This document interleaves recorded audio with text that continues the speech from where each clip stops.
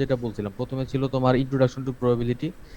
এটা আমি শেষ করছিলাম। এর মধ্যে বেসিক কনসেপ্ট যেগুলো ছিল, সেট থিওরি, ইভেন্ট কি জিনিস, প্রবাবিলিটি কি জিনিস, তারপরে ছোট ছোট কিছু রুলস, বেস থিওরাম, এগুলো শেষ করছিলাম। তারপরে ছিল র্যান্ডম ভেরিয়েবল, এটা জিনিসটা কি, র্যান্ডম ভেরিয়েবলের প্রপার্টিজ গুলো কি কি, তারপর র্যান্ডম ভেরিয়েবলের অ্যাভারেজ বের করার যে প্রসেস সেটাকে বলছিলাম ম্যাথমেটিক্যাল এক্সপেক্টেশন, ওইটাও শেষ করছিলাম। আচ্ছা, এরপরে কিছু কমন ডিস্ট্রিবিউশন আমরা দেখছিলাম, যেমন তোমার তিনটা ডিস্ট্রিবিউশন আমরা পড়ছিলাম। একটা ছিল তোমার বাইনোমিয়াল ডিস্ট্রিবিউশন, পয়সো ডিস্ট্রিবিউশন, এই দুইটা ছিল তোমার ডিসক্রিট, আর ছিল কন্টিনিউয়াস ডিস্ট্রিবিউশন, নর্মাল ডিস্ট্রিবিউশন। এই তিনটা ডিস্ট্রিবিউশন পর্যন্ত আমরা শেষ করেছিলাম। অর্থাৎ এখানে তোমরা এই যে দুই পর্যন্ত যা দেখতেছো এটা তোমার এতটুকু তোমাদের শেষ। তো তোমাদের সিলেবাসে অনেক কিছুই আছে, তো এর মধ্যে আমরা বাকি যতটুকু শেষ করব আজকের ক্লাসে এবং আগামী দুইটা ক্লাসে, ইনশাল্লাহ আমরা এতটুকু পর্যন্ত শেষ করব। এরপরে যা আছে, সরি, এই পর্যন্ত শেষ করব। এরপরে যা আছে এগুলো আমি আমার কেমন পর্যন্ত পরে আমি শেষ করতে পারবো না, হয়তো তোমাদের প্যারা দিয়া লাভ নাই। আর এখন তো পরীক্ষার পলিসি অনেক সহজ হয়েছে, কাজে এখানে আর তোমার ওই আগের মতো মডারেশন টডারেশন অতটা ঝামেলা হয় না, কাজেই আমার মনে হয় না এটা নিয়ে আর টেনশনের এবার কিছু আছে। আচ্ছা, তো এখন কথা হলো, আমাদের আগের যে দুটো টপিক ছিল, ইন্ট্রোডাকশন টু প্রবাবিলিটি আর র্যান্ডম ভেরিয়েবল, এগুলো তোমাদের লেকচারগুলো খুব ভালো মতো শেষ হয়েছিল এবং তোমরা অনেকেই অ্যাসাইনমেন্ট সাবমিট করছিলে এবং তোমাদেরকে আমি অ্যাসাইনমেন্ট গুলো ব্যাকও করছিলাম। মনে আছে তোমাদের যে কয়েকটা অ্যাসাইনমেন্ট দিয়েছিলাম, তবে যে তোমাদের কমেন্ট সহজে ব্যাক করছিলাম, মনে পড়ে? অনেকদিন আগে, এই ধরো জানুয়ারি ফেব্রুয়ারির দিকে।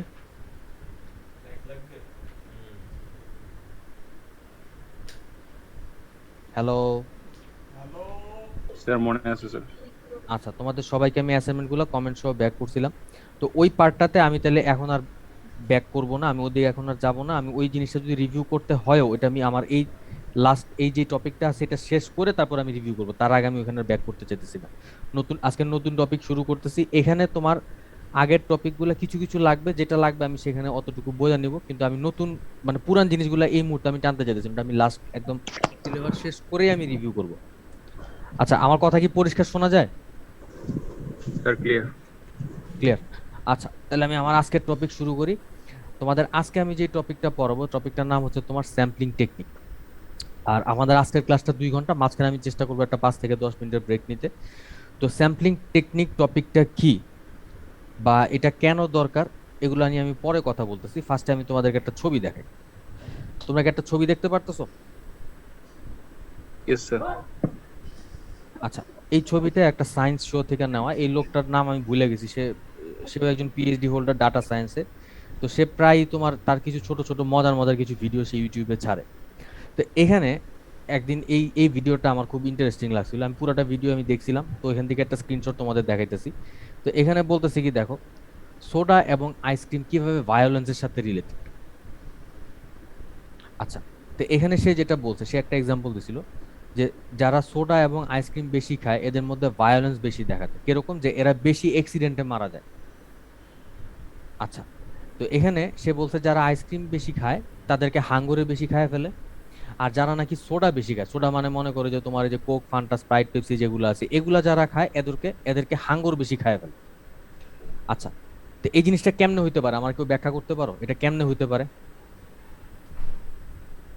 স্যার পুরো বোগাস কথাবার্তা কেন?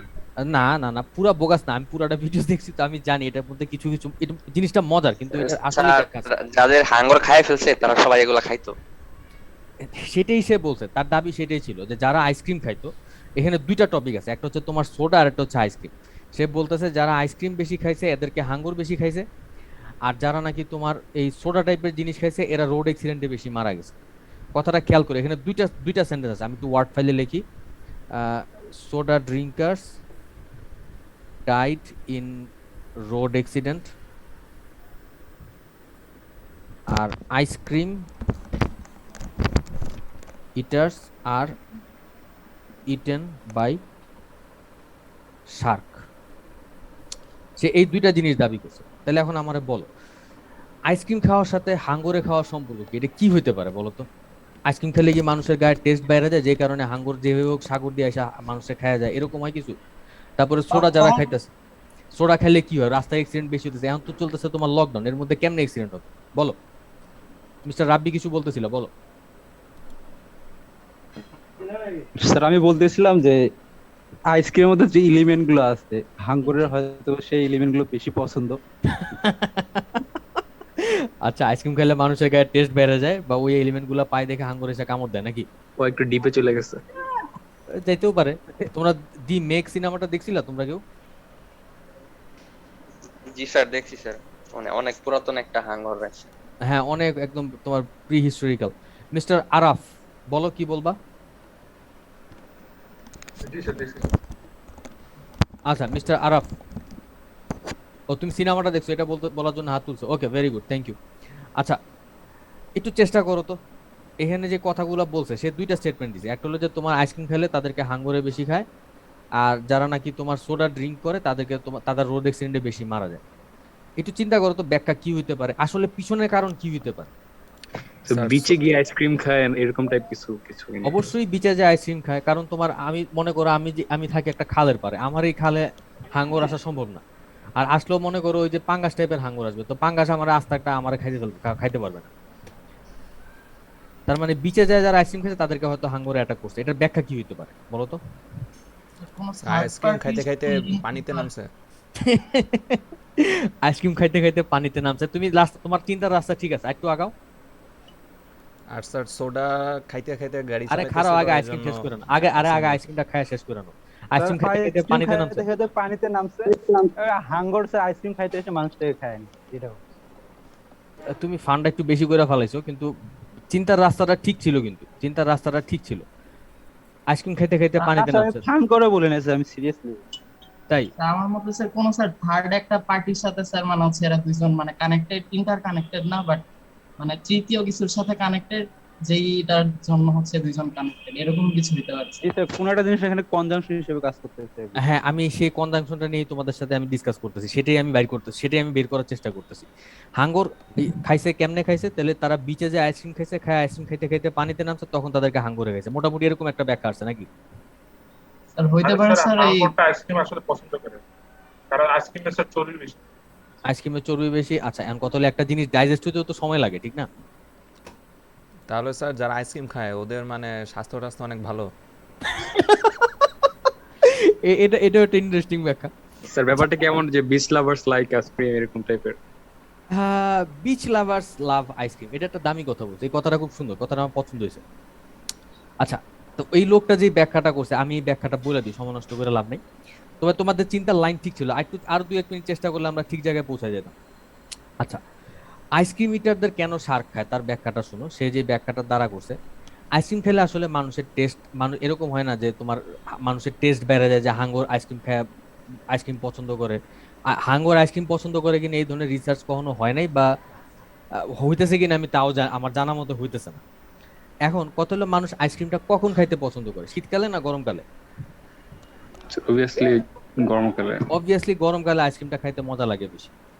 আচ্ছা, তো এখন মনে করো তুমি ইউরোপ বা ইউনাইটেড স্টেটস বা যে কোনো উন্নত দেশের একটা বিচের কথা চিন্তা করো, মানুষ বিচে গেছে সাঁতার কাটতে, একদিন খুব গরম পড়ছে, তো কি হয়েছে, তখন তোমার বিচের মধ্যে আইসক্রিম বিক্রি বেড়ে গেছে। তো এখন আইসক্রিম খায়া হোক বা না খায়া হোক, একটা লোক সাঁতার কাটতে সে যখন নামছে পানিতে, তখন সে আসলে কতক্ষণ পানিতে থাকবে? যদি গরম বেশি হয় সে বেশিক্ষণ থাকতে তার ভালো লাগবে, সে হয়তো সাঁতার কাটতে কাটতে একটু একটু বেশি ডিপে চলে যাবে, তখন হয়তো তার একটা হাঙ্গর দেখে খায় ফেলছে। আলটিমেটলি দেখো, এখানে আইসক্রিম খাওয়ার সাথে কিন্তু হাঙ্গর আসলে সরাসরি কোনো সম্পর্ক নাই। কনজাংশনটা যেটা আসল ব্যাপারটা হচ্ছে যে ওই দিন যদি গরম বেশি পড়ে, গরম বেশি পড়লে কি হবে, মানুষ আইসক্রিম বেশি খাবে বা নাও খাইতে পারে, তো তখন সে কি হবে, সাঁতার কাটতে কাটতে একটু বেশি ডিপে চলে যাবে। একটু ডিপ ওয়াটারের মধ্যে শার্কগুলো আসে, একদম তীরে তো আসতে পারে না, একটু ভিতরে গেলে হয়তো আসে, তখন তারা হয়তো হাঙ্গর অ্যাটাক করে খায় ফেলছে। তাহলে এখন দেখো আলটিমেটলি ব্যাখ্যাটা কি দাঁড়াইলো, যে স্যার মিলাইতে পারলাম না, মানে তো ঠান্ডার সময় তো মানুষজন সাঁতার কাটে, ডিপে যায়। ঠান্ডার সময় কি মানুষ খুব বেশি ডিপে যায়? ধরো আমি যেসব জায়গার কথা বলতেছি, এইসব জায়গায় যেই ঠান্ডা পড়ে মানুষ হয়তো পানিতে নামতেই চায় না, আর যেই জায়গায় নামে ওইখানে হাঙ্গর নাই। যেমন তোমার সুইডেনের একদম উত্তরে কিরুনা নামে একটা জায়গা আছে, তো ওইখানে, তারপরে ওইখানে এবং ফিনল্যান্ডেও এরকম কিছু স্পট আছে, নরওয়েতে আছে, নরওয়েতেও বোধহয় আছে। এরা করে কি, তোমার শীত যখন খুব ভালো মতো পড়ে একদম ডিসেম্বর জানুয়ারি মাসের দিকে, এরা করে কি, সাগরের উপরে বা লেকের উপরে পানি যে জমে বরফ হয়ে যায়, 3-4 ফুট মোটা বরফ হয়ে যায়, এরা করে কি, এই বরফটা কাইটা এই পানির মধ্যে একটা বা দুইটা ডুব মারে। এটা এরা খুব মজা পায়, এরা বলে যে কিছুক্ষণ থাকতে নাকি তোমার আর অত শীত লাগে না। কিন্তু এটার মধ্যে তারা সাঁতার কাটতে কাটতে অত যেতে পারে না, কারণ কিছুক্ষণ থাকলে হাইপোথার্মিয়া হয়ে যায়, মানুষ বাঁচবেই না, 5-7 মিনিটে বেশি থাকলে মানুষ ওই ঠান্ডায় বাঁচবে না, কারণ তোমার উপরে বাতাসের টেম্পারেচার ওই জায়গায় থাকে, মনে করো তোমার -40 -50 এরকম। ওই টেম্পারেচারে ওই ঠান্ডা পানির মধ্যে ওই পানিতে বেশিক্ষণ বাঁচা সম্ভব না, মানুষ মারাই যাবে। তো আলটিমেটলি গরমকালে এই জিনিসটা বেশি হয় যখন নাকি তোমার টেম্পারেচারটা হাই থাকে। আচ্ছা, তাহলে দেখো আমরা তাহলে ব্যাখ্যাটা কি দ্বারা করলাম যে আইসক্রিমের সাথে শার্কের সম্পর্কটা কি। যখন নাকি টেম্পারেচার বেশি থাকতেছে তখন তারা বলতেছে কি যে তারা হয়তো আইসক্রিম খাইছে, নাও খাইতে পারে। তো ম্যাক্সিমাম কিছু দেখা যায় তারা আইসক্রিমটা খাইছে, খায় তারপর পানির মধ্যে সাঁতার কাটতে গেছে, একটু বেশি ডিপে চলে গেছে, যেখানে হয়তো তোমার দুই একটা হাঙ্গর ঘোরাঘুরি করতেছিল, তারা তাদেরকে খাইছে। আচ্ছা, এই লোকটার ব্যাখ্যাটা কি তোমাদের কিছুটা বিশ্বস্ত মনে হয়েছে? হালকা। হালকা, জি ওকে, স্যার, হালকা থাকলে চলবে। মনে হয়েছে স্যার। আচ্ছা, এবার সেকেন্ড ব্যাখ্যাটায় আসো। সোডা ড্রিঙ্কার যারা নাকি তোমার এই সোডা খাইতেছে তারা রোড অ্যাক্সিডেন্টে বেশি মারা যেতেছে, এটার ব্যাখ্যাটা কি হতে পারে বলো তো? এই কনজাংশনটা এখানে কি হতে পারে বলো তো? স্যার সোডা বেশি করে রিলেছে, সে মাতাল অবস্থায় ড্রাইভ করবে। না না না, সোডা থেকে কেউ মাতাল হবে না। সোডা তো মনে করো আরে তোমার এই যে একদম মাথা স্যার কোক- সোডা খাইলে স্যার ব্রেইন স্যার মানে রিয়াকশন টাইমটা স্যার কমে যায়, এজন্য ব্রেইন স্যার ইনফরমেশন প্রসেস করতে টাইম নেয়, এজন্য মানুষ অ্যাক্সিডেন্ট হয়। মানুষ এক্সাইটেড হয়ে যায় বেশি। এক্সাইটেড হয়ে যায়, ইনফরমেশন মানে করতে টাইম নেয় বেশি। আচ্ছা, কিংবা স্যার সোডা কিনতে তো স্যার বেশি বেশি বাইরে যেতে হবে আর কি, মানে সোডা যদি মানে বেশি ড্রিঙ্কার হয় মানে এডিক্টেড হয় তাহলে সে কিনতে কিনতে বেশি বেশি বাইরে যাবে, আর বেশি বেশি বাইরে গেলে স্যার সেক্ষেত্রে দেখেছে রোড অ্যাক্সিডেন্টে মানে মরার সময় ওনার হাতটা বেড়ে যেতে পারে, এটাও মনে হইতে পারে আর কি। এটাও একটা ব্যাখ্যা হইতে পারে, আর ব্যাখ্যাটা ইন্টারেস্টিং স্যার- হইতে পারে। ইয়েস, সোডার জন্য বাইক চালানো আর হচ্ছে স্যার মানে হচ্ছে যারা ড্রাইভার তারা যদি আসলে সোডা খায় তাহলে এক হাত দিয়ে সোডা খাবে, আরেক হাত দিয়ে ড্রাইভ করবে, তাহলে অ্যাক্সিডেন্ট বেশি হতে পারে। আচ্ছা, শিবলির ব্যাখ্যাটা আমার পছন্দ হচ্ছে, কিন্তু তার আগে ফরহাদ কি বলছিলাম? ফরহাদ না ফাহাদ, আমি নামটা ভুলে গেছি। ফাহাদ না? বাইক অ্যাক্সিডেন্টের কথাটা কে বলছিল? এই বাইক অ্যাক্সিডেন্টের কথা কে জানি বলতেছিল, কে? স্যার ফরাদ বলছিল, ফরাদ। মিস্টার ফরহাদ। না স্যার, ওই যে রাকিবুল যেটা বলতেছিল যে হচ্ছে গিয়ে সোডা কেনার জন্য বেশি বেশি বাইরে যাইতে হবে, তখন বাইকের accident কথাটা তুমি বলছিলে না যে বাইক অ্যাক্সিডেন্ট হবে? হবে। না স্যার, বাইক অ্যাক্সিডেন্ট বাইক শব্দটা কে বলছিল? আমি একটা বাইক শব্দ শুনছি, এটা কে বলছিল? কয়েকজন বলতেছিল, আমি ঠিক ফলো করতে পারিনি, কে বলছিলাম? আরে বয়ের কিছু না, আমি তো তোমাদের সাথে এমনি সারা জীবন পড়াইছি, মাঝখানে হয়তো 6-7 মাস ক্লাস নিতে পারিনি, কিন্তু আমি তো তোমাদের সাথে এভাবে ডিসকাস করি। পরে বলো, বাইকের কথাটা কে বলছিল? নাকি তোমরাও ভুলে গেছো কে বলছো?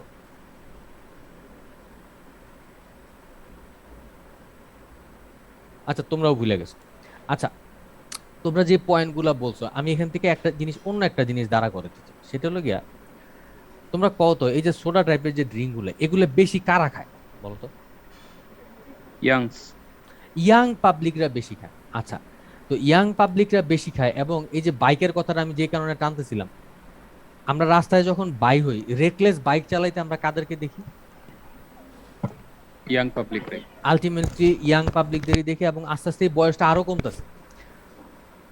আমরা যখন ইউনিভার্সিটিতে পড়তাম তখন হয়তো দেখা যেত যে আমাদের কাছাকাছি বয়সের বা আমাদের যে 1-2 বছর বয়সের বড় যারা বা ভার্সিটি থেকে পাশ করে বের হয়ে গেছে, এরা বাইক চালাইতো, খুব দুমায়া বাইক চালাইতো।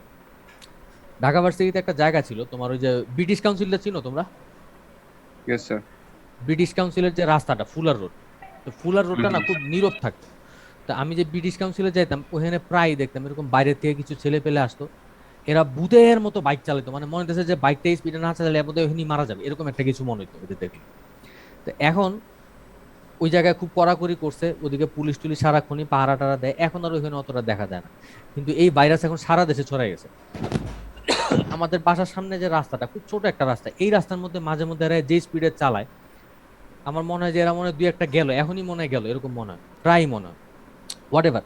তাহলে এখন দেখো, সোডা খাক বা না খাক, আসলে অ্যাক্সিডেন্টটা কারা করতেছে? এই যে বাইক যারা চালায় বা যারা রেকলেস ভাবে রাস্তায় চলাফেরা করে, এদের মধ্যে অ্যাক্সিডেন্টটা বেশি হয় না, রোড অ্যাক্সিডেন্টটা? Yes sir. আচ্ছা, তাহলে এখন দেখো, সোডাও কিন্তু এখানে আসলে একটা ইন্ডিকেটরটা সে কি ইন্ডিকেট করতেছে? রেকলেস নেচারকে, রেকলেস বিহেভিয়ারকে সে ইন্ডিকেট করতেছে, এবং এই বিহেভিয়ারটা কাদের মধ্যে আমরা দেখতেছি? আসলে ইয়াং পাবলিক। ইয়াং পাবলিকদের মধ্যে। তাহলে আসলে বয়স, এটা আসলে কারণটা কি? যাদের বয়স কম, people's who are younger, young and have reckless behave, এরাই আসলে মারা যেতেছে। তাহলে এখন দেখো, আলটিমেটলি এই যে এতক্ষণ বকবক করলাম, এই বকবকানির উদ্দেশ্যটা কি? যে এই যে লোকটা, এই যে সেই দুইটা জিনিস দাবি করলো যে সোডা আর আইসক্রিমের সাথে ভায়োলেন্সের রিলেশনটা কোন জায়গায়, তাহলে আমরা এখন কি করলাম, এতক্ষণ আমরা তোমরা একসাথে কথা বলে বাইর করলাম যে এখানে কারণটা কি হতে পারে। প্রথম কারণটা হইলো যে টেম্পারেচার বেশি, এই জন্য অ্যাক্সিডেন্টটা হইতে পারে, এই শার্কের অ্যাটাক হইতে পারে। আর যাদের বয়স কম তারা অ্যাক্সিডেন্টটা বেশি করতে পারে। তাহলে এখন দেখো এই জিনিসটাকে ব্যাখ্যা করার জন্য, এই সোডা আর আইসক্রিমের ব্যাখ্যাটা, অ্যাক্সিডেন্টের সোডা আর আইসক্রিমের সাথে ভায়োলেন্স ব্যাখ্যা করার জন্য আমরা প্রথমে কি করলাম, একটা থিওরি দ্বারা করালাম। থিওরিটা কি, থিওরির কাজটা কি, থিওরির কাজটা হলো যে রিয়েল লাইফে যখন নাকি আমরা একটা রিসার্চ করতে চাই, সেখানে আমরা প্রথমে কি করি, আমরা একটা ঘটনাকে ব্যাখ্যা করার জন্য একটা থিওরি দ্বারা করে। থিওরিটা কি, এই যে এরকম আমরা যে দুইটা থিওরি দ্বারা করালাম যে টেম্পারেচারের কারণে মানুষ সাঁতার কাটতে বেশি ডিপে যায়, তখন তারা হাঙ্গরের অ্যাটাকের শিকার হয়। এবং বয়স কম যাদের, তারা বেশি হয়তো সোডা খায় বা না খায়, বয়স কম হওয়ার কারণে তারা তখন কি হয়, রেকলেস বিহেভিয়ার করে, এবং সেখান থেকে তারা রোড অ্যাক্সিডেন্টের শিকার হয়।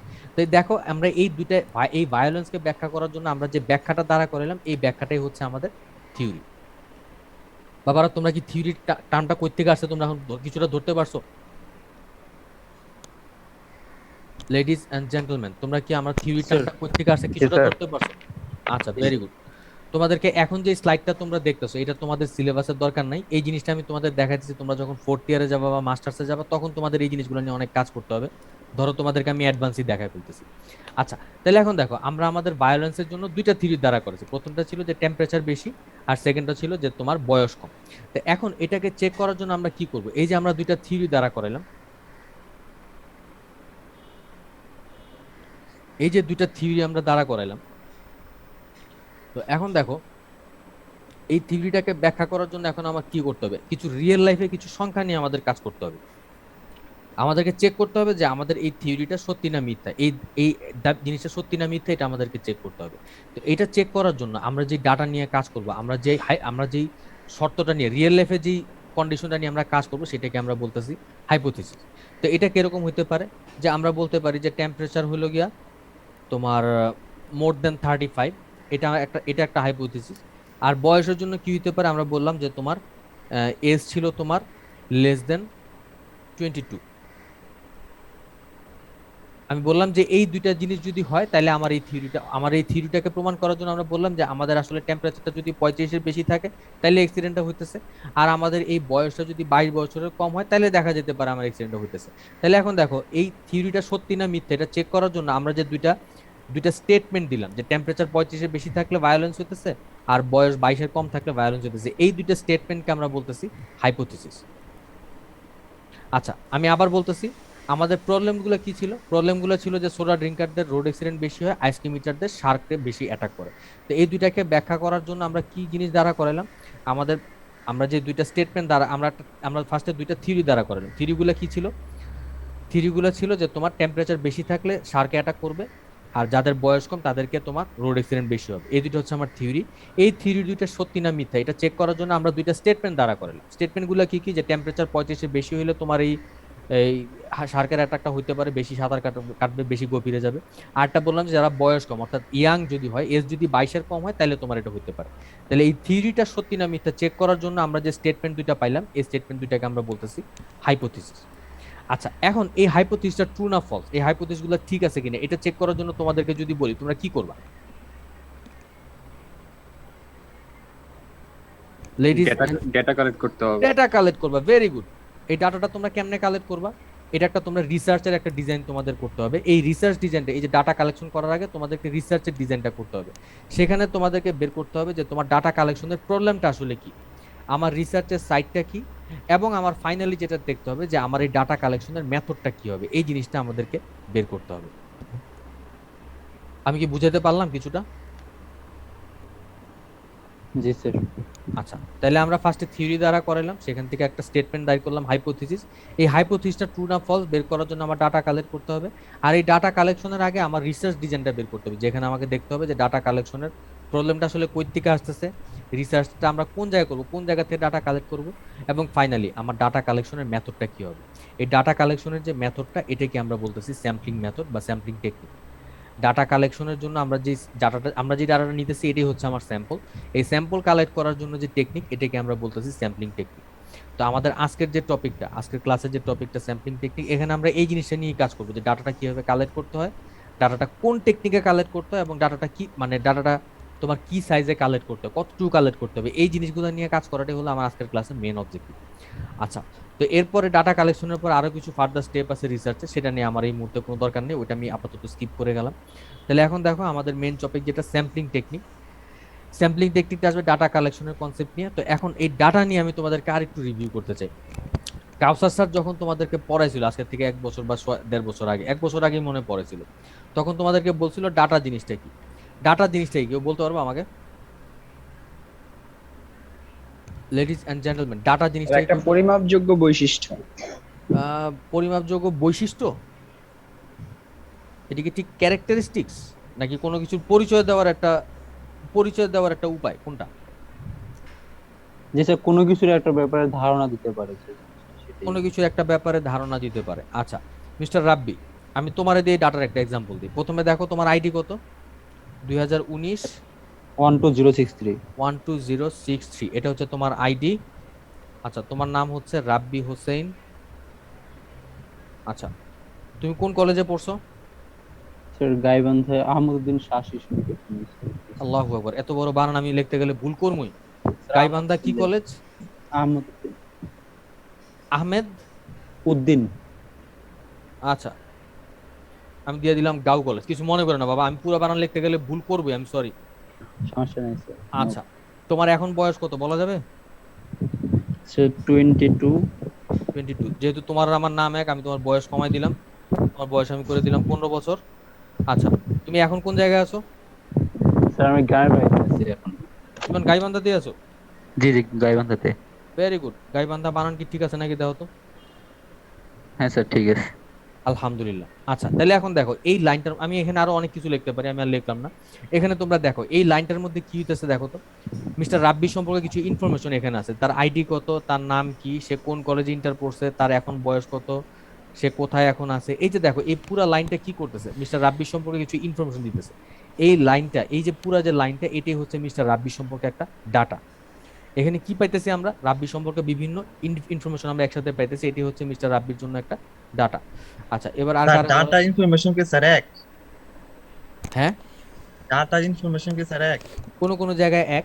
যদি আমি একটা ইনফরমেশন দিই তখন সেই একটা ইনফরমেশনই তার জন্য একটা ডাটা।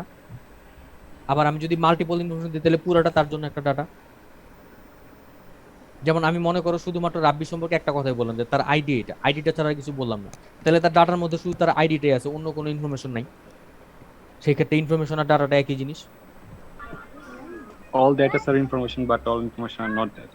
এই কনফিউশনে তোমরা সাধারণত পড়বা না, এই কনফিউশনে তোমাদের কখনো পড়া লাগবে না আশা করি। আচ্ছা, নেক্সট কারে ধরা যায়? সাদিয়া, তুমি কি আছো? সাদিয়া,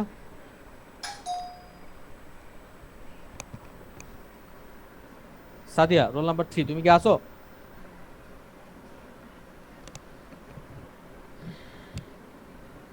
সাদিয়ার সাউন্ড পাওয়া যায় না। সাদিয়া কি আছো?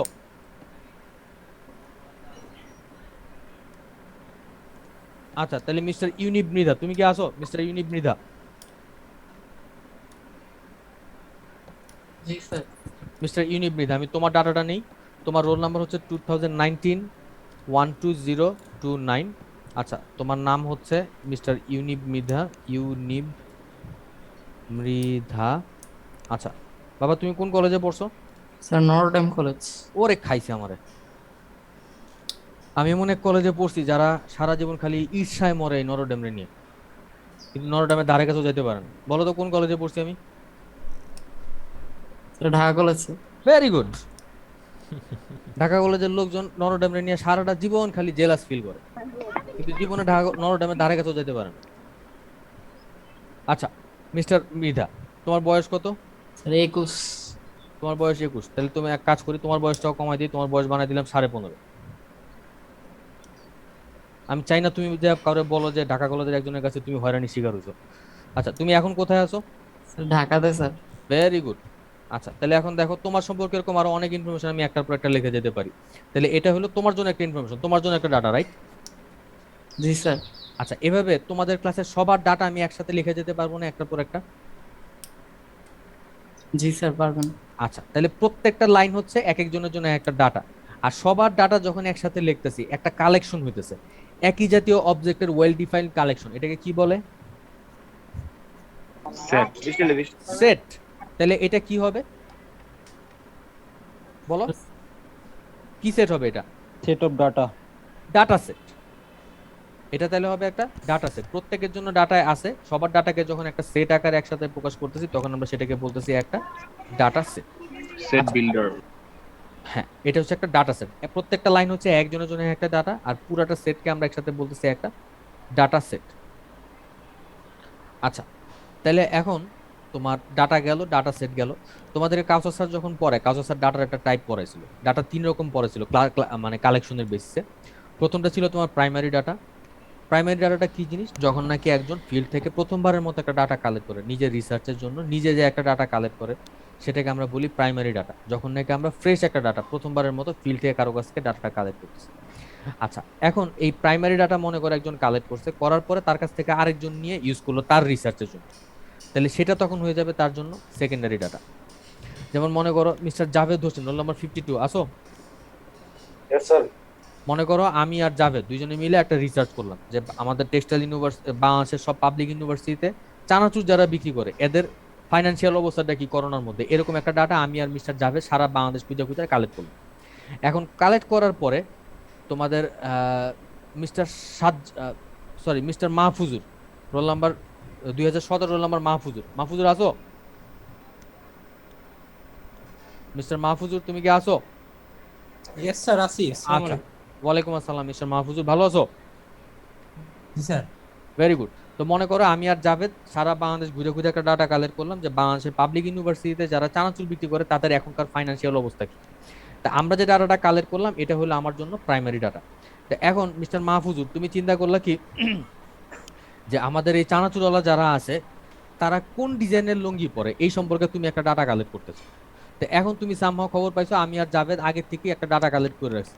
তো তুমি এসে আমাদেরকে বললা যে স্যার জাভেদ তোমরা দুইজন, আপনারা দুইজন আমাদের ডাটাটা দরকার, আমরা এরকম আমাদের চানাচুরওয়ালাদের ফ্যাশন সম্পর্কে একটা রিসার্চ করতে চাই, এখন আপনাদের ডাটার মধ্যে তাদের জামা কাপড় সম্পর্কে কিছু ইনফরমেশন আছে, আমরা এটা নিয়ে কাজ করতে চাই। তা আমরা কি করলাম, আমাদের ডাটাটা তোমার দিয়ে দিলাম, তুমি এটা নিয়ে বসে বসে অনেক গবেষণা করে একটা রিপোর্ট বাই করে ফেললাম। তাহলে এই ডাটাটা তোমার জন্য কি হবে? সেকেন্ডারি। এটা হবে মিস্টার মাহফুজুরের জন্য সেকেন্ডারি ডাটা। আমি আর জাভেদ যা কালেক্ট করছিলাম আমাদের জন্য এটা প্রাইমারি, কিন্তু যখন মিস্টার মাহফুজুর এই ফ্যাশনের জন্য আমাদের ডাটাটা নিয়ে ইউজ করতেছে তখন সেটা তার জন্য হয়ে যাবে সেকেন্ডারি ডাটা। আচ্ছা, এই দুইটা ডাটার বাইরে আরেকটা ডাটা আছে, সেটা হচ্ছে তোমার ইন্টারনাল ডাটা। ইন্টারনাল ডাটাটা কি হবে? যে মনে করো তোমার প্রত্যেকটা অফিস, প্রত্যেকটা অর্গানাইজেশন তার মেম্বারদের সব ডাটা যে স্টোর করে রাখে নিজেদের কাজের জন্য, অফিসিয়াল পারপাস ইউজ করার জন্য, এই ডাটাটাকে বলা হয় ইন্টারনাল ডাটা। এটা আরেকটা নাম হচ্ছে অফিসিয়াল স্ট্যাটিস্টিক্স। এটা কোনো রিসার্চের জন্য কালেক্ট করা না, এই জিনিসটা কালেক্ট করা শুধুমাত্র অফিসিয়াল পারপাস ইউজ করার জন্য। আচ্ছা, যেমন বাংলাদেশ টেক্সটাইল ইউনিভার্সিটি তোমাদের সবার সব ইনফরমেশন স্টোর করে রাখছে, তোমরা এখন কোন লেভেলে আসো, কোন কোন সাবজেক্ট নিয়ে ক্লাস করতেছো, তোমাদের কারেন্ট সিজিপিএ কত, সব ইনফরমেশন তারা রেকর্ড করে রাখছে। এটা অফিসিয়াল পারপাস রেকর্ড করা, এটা বাংলাদেশ টেক্সটাইল ইউনিভার্সিটি কাশিম স্যারের কোনো রিসার্চের জন্য কালেক্ট করে রাখেন। কাজেই এটা হচ্ছে বাংলাদেশ টেক্সটাইল ইউনিভার্সিটির জন্য একটা ইন্টারনাল ডাটা বা একটা অফিসিয়াল স্ট্যাটিস্টিক্স। আচ্ছা, তাহলে এখন দেখো এই যে তিনটা ডাটা টাইপ তোমরা দেখতেছো, এখানে আমাদের এই স্যাম্পলিং টেকনিকটা আমাদের কাজে লাগাইতে হবে শুধুমাত্র প্রাইমারি ডাটার জন্য। অর্থাৎ আমরা যখন নাকি আমাদের রিসার্চের জন্য প্রথমবারের মতো একটা ডাটা ফিল্ড থেকে কালেক্ট করতেছি, অবজারভেশন কালেক্ট করতেছি, তখন শুধুমাত্র সেই ক্ষেত্রেই আমাদেরকে এই প্রাইমারি ডাটাটা নিয়ে কাজ করতে হবে, এবং এই প্রাইমারি ডাটাটার জন্যই শুধুমাত্র আমাদের এই স্যাম্পলিং টেকনিকগুলো দরকার হবে। সেকেন্ডারি ডাটা অ্যানালাইসিসের জন্য এই স্যাম্পলিং টেকনিকের কোনো প্রয়োজন নাই। আচ্ছা, তাহলে এখন আসো আমরা দেখি স্যাম্পলিং টেকনিক জিনিসটা কি। আর বাই দ্য ওয়ে, আমার আজকের ক্লাসের পরে আমি পুরো স্লাইড তোমাদেরকে দিয়ে দিব, আজকের ক্লাসের পরে আমি মেইলে পাঠিয়ে দিব, টেনশনের কোনো কারণ নেই। আচ্ছা, তোমাদের সাথে তো বহুদিন ধরে কথা হয় না, তোমাদের ঈদ কেমন গেছে? জি স্যার, আলহামদুলিল্লাহ অনেক ভালো গেছে এবং এখনো যাচ্ছে। সবাই কি সালামি পাইছিলা? দিয়ে তো গুলবান। হ্যাঁ, আর সালামি তো স্যার আমাদেরকে এখন দিতে হয়, বড় হয়ে গেছেন একটু। এই যে তুমি আমার দুঃখটা বুঝছো, আমি এখন যা যা পাই তার চেয়ে অনেক বেশি আমার দিতে হয়, এটা খুব মানে আপনি প্রত্যেকটা। তো পান স্যার, আমরা তো পাই না, না পাই দিতে হয়। আমি সরি, তোমার অবস্থা তাহলে আমার চেয়েও খারাপ। আমি সরি মিস্টার ফরহাদ। হোয়াটএভার, আমি কিছু পাই কিন্তু অ্যাকচুয়ালি শেষ পর্যন্ত আমার নিজের শেষ পর্যন্ত দেনাগ্রস্তই থেকে যায় আলটিমেটলি। তারপর কি জানি বলে, এই ঈদে জামা কাপড় কিছু কিনতে পারছো তোমরা কেউ? স্যার কোন ঈদে, রোজারটা না ঈদেরটা, কোরবানি ঈদেরটা? রোজারটাই ধরো, কোরবানি ঈদে তো সাধারণত কেউ জামা কাপড় তেমন একটা কিনে না বাংলাদেশে। রোজাই কিনছিলাম, ওগুলো দিয়ে চালাই দিছি। Very good. আচ্ছা, তাহলে এখন আসো আমরা পরের টপিকটায় হাত দিই, যে তোমার স্যাম্পলিং টেকনিক জিনিসটা কি। স্যাম্পলিং টেকনিক জিনিসটা হলো গিয়া আমরা এই যে ডাটাটা কালেক্ট করবো, এই ডাটা কালেকশনের যে টেকনিকগুলো, যে মেথডগুলো, এটাই হচ্ছে আমার স্যাম্পলিং টেকনিক। তো এখন এই স্যাম্পলিং টেকনিকটা দুই রকম হতে পারে, একটা হচ্ছে তোমার প্রবাবিলিটি স্যাম্পলিং, আর একটা হচ্ছে নন প্রবাবিলিটি স্যাম্পলিং। প্রবাবিলিটি স্যাম্পলিং জিনিসটা কি, যে আমরা এই ডাটা কালেকশনের যে টেকনিকটা, আমরা আমাদের যে ডাটাটা কালেক্ট করব, এটা ফ্যাক্টরিতে হোক আর রাস্তাঘাট থেকে হোক আর মানুষের জন্য যেখান থেকে হোক, আমরা ডাটা কালেকশনের জন্য যে টেকনিকগুলো ইউজ করব, এখানে যদি আমরা কোনো প্রবাবিলিস্টিক মেথড ইউজ করি, তাহলে সেটা স্যাম্পলিংটা হয়ে যাবে প্রবাবিলিটি স্যাম্পলিং। আর আমাদের ডাটা কালেকশনে যদি কোনো রকম কোনো র্যান্ডমনেস না থাকে, কোনো প্রবাবিলিটি টেকনিক আমরা ইউজ করি না করি, তাহলে সেটা হয়ে যাবে নন প্রবাবিলিটি স্যাম্পলিং। ডাটা কালেকশনের এই স্যাম্পলিং এর এক্সাম্পল কি হতে পারে, মনে করো ধরো তোমরা গার্মেন্টসে যারা যখন যাবা, তোমরা গার্মেন্টসে কোয়ালিটি কন্ট্রোল বলে একটা জিনিস আছে। কোয়ালিটি কন্ট্রোলের কাজটা কিন্তু সম্পূর্ণ স্যাম্পলিং এর উপরে চলে। এই যে মনে করো সারাদিন এই যে লটের পর লট তারা কাপড় সেলাই করতেছে, কোয়ালিটিটা ঠিক আছে কিনা, এটা তোমার শিপমেন্টের জন্য ঠিক আছে কিনা, অবশ্যই স্যাম্পলিং নিয়ে তাদেরকে দেখতে হবে যে তোমার কোয়ালিটি ঠিক আছে কিনা। তারা কি করবে, মনে করো একটা বড় লট থেকে তারা একটা বা দুইটা কাপড় তারা র্যান্ডমলি পিক করবে, করে দেখবে যেটা সবকিছু ঠিক আছে কিনা। যদি ঠিক থাকে তাহলে বলবে যে হ্যাঁ পুরো লটটা ছেড়ে দেওয়া যায়, ছেড়ে দাও। আচ্ছা, তো এখন প্রবাবিলিটি স্যাম্পলিং এর বেলায় কি হবে, আমরা অবশ্যই এখানে কোনো প্রবাবিলিস্টিক টেকনিক ইউজ করব। প্রবাবিলিস্টিক টেকনিক মানে কি, আমার এখানে স্যাম্পলের আমি যে স্যাম্পলটা নিতেছি, এখানে আমার যে স্যাম্পলটা কই থেকে নিব, মনে করো আমার কাছে 100টা প্যান্ট পিস আছে, 100টা প্যান্ট থেকে মনে করো আমি 4টা বা 5টা প্যান্ট আমি পিক করে দেখবো যে সবগুলো প্যান্ট ঠিক আছে কিনা, 4টা না 5টা ঠিক আছে কিনা, 4টা বা 5টা যদি ঠিক থাকে, সবগুলো যদি ঠিক থাকে, আমি বলবো যে ঠিক আছে এই 100টা প্যান্ট পিসই তুমি ছেড়ে দাও। তো এখন আমরা যে কাজটা করব, এই 100টা প্যান্ট পিসেরই আমার স্যাম্পলে আসার জন্য কিছু না কিছু প্রবাবিলিটি থাকতে হবে। এই প্রবাবিলিটিটা জানা থাকতে হবে। যদি জানা থাকে, আমরা যদি জানি যে আমার এখানে প্রত্যেকটা এলিমেন্টের স্যাম্পলে আসার প্রবাবিলিটি কত, সেই ক্ষেত্রে আমরা বলবো যে আমাদের এই স্যাম্পলিং টেকনিকটা হচ্ছে একটা প্রবাবিলিটি স্যাম্পলিং। আর নন প্রবাবিলিটি স্যাম্পলিং হবে কখন, যে আমি আমার সামনে যে কাপড়টা পরছে, এই কাপড়টার রং দেখে আমি চয়েস করবো, আমি বললাম যে রংটা আমার পছন্দ হয় সেটা আমি আমার স্যাম্পলের মধ্যে দিব। অথবা যে কাপড়টা ভালো, আমি বলবো যে শুধুমাত্র ওইটাই আমার স্যাম্পল আসবে। তাহলে দেখো আমি কিন্তু এখানে কোনো র্যান্ডমনেস ইউজ করতেছি না, বরং আমি আমার যারে পছন্দ তার আমি আমার ডাটা হিসেবে ইউজ করতেছি। এখানে কোনো র্যান্ডমনেস নাই, আমার নিজের বায়াস কাজ করতেছে। কাজে আমরা বলতেছি যে এই টেকনিকটা হচ্ছে তোমার নন প্রবাবিলিটি স্যাম্পলিং। বাবারা তোমরা দেখো তো এই তিনটা জিনিস বুঝতে পারছো কিনা, স্যাম্পলিং কি জিনিস, probability sampling, non probability sampling, এই তিনটা টার্ম তোমরা বুঝতে পারছো কিনা দেখো। স্যার প্রবাবিলিটি স্যাম্পলিংটা একটু আরেকবার বলতেন স্যার। প্রবাবিলিটি স্যাম্পলিংটা হচ্ছে যে আমরা মনে করো যেখান থেকে স্যাম্পলটা কালেক্ট করব, মনে করো আমি 100 জন লোক দাঁড়ায় আছে, আমি 100 জন লোক থেকে 5 জন লোকের একটা স্যাম্পল আমি কালেক্ট করব। তো এখানে আমরা করব কি, একটা প্রবাবিলিস্টিক কোন একটা টেকনিক আমি ইউজ করব। কেমনে ইউজ করব সেটা আমি পরে দেখাইতেছি।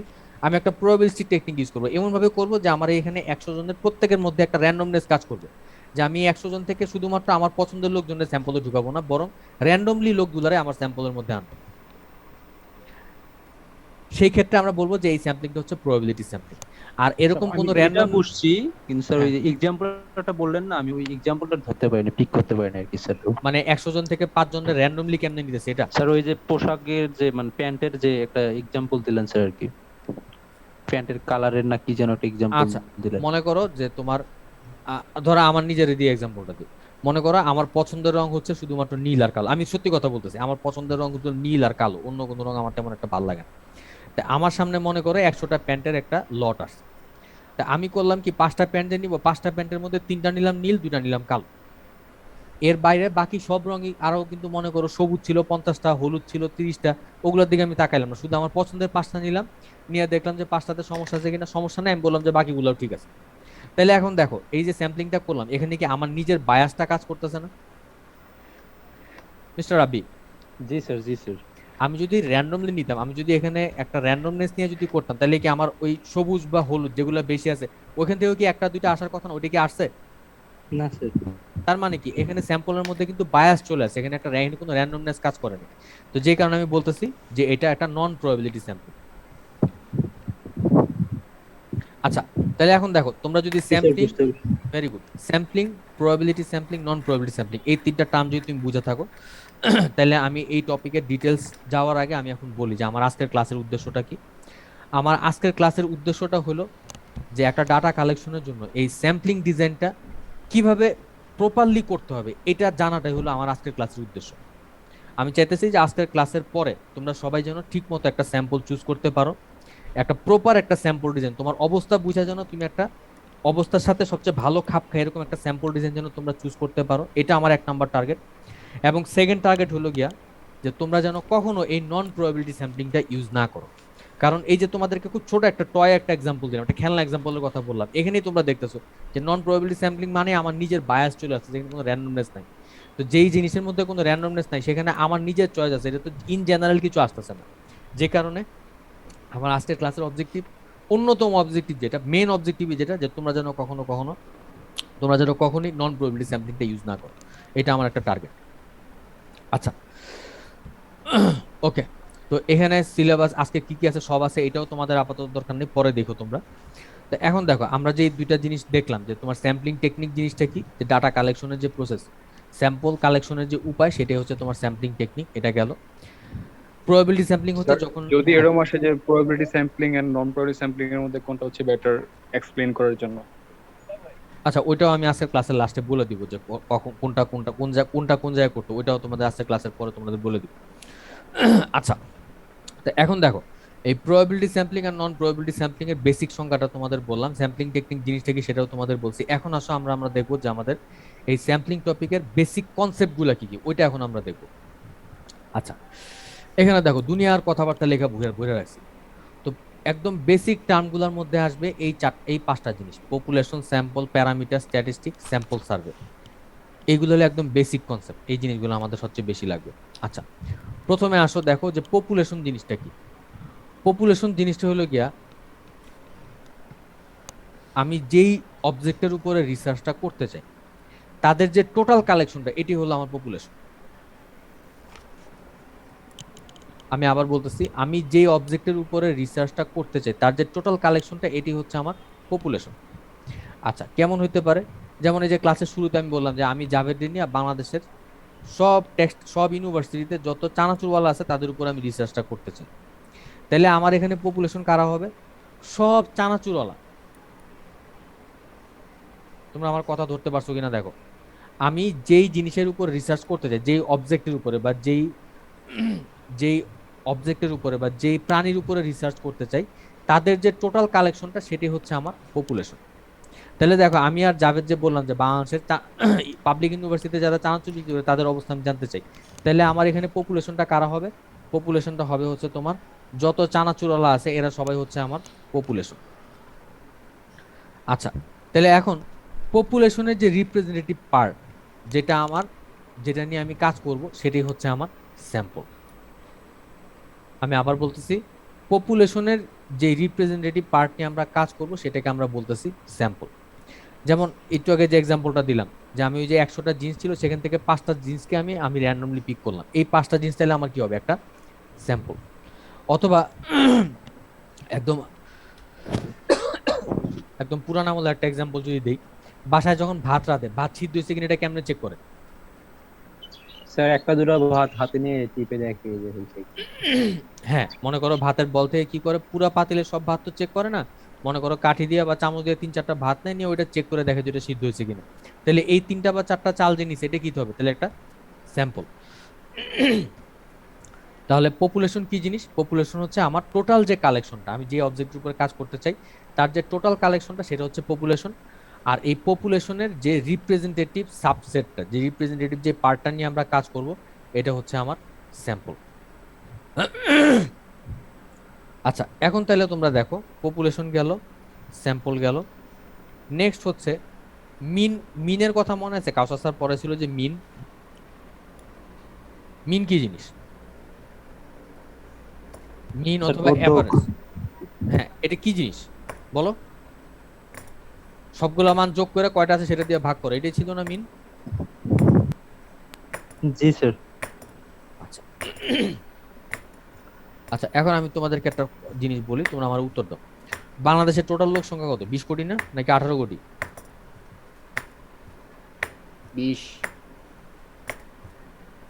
20 কোটি ধরবো? জি স্যার। আচ্ছা 20 কোটি লেখা কেমনে? 20 পরে 7টা শূন্য। 200, 2000, 20,000, 2 লাখ, 20 লাখ, 2 কোটি, 20 কোটি, ঠিক আছে? আমি আশা করি ঠিক আছে, বাকি আল্লাহ ভরসা। ইয়েস স্যার, ঠিক আছে স্যার। আচ্ছা, 20 কোটি। তো তোমাদেরকে যদি বলি বাংলাদেশের 20 কোটি লোকের ইনকামের অ্যাভারেজ বের করো, কেমনে বের করবা?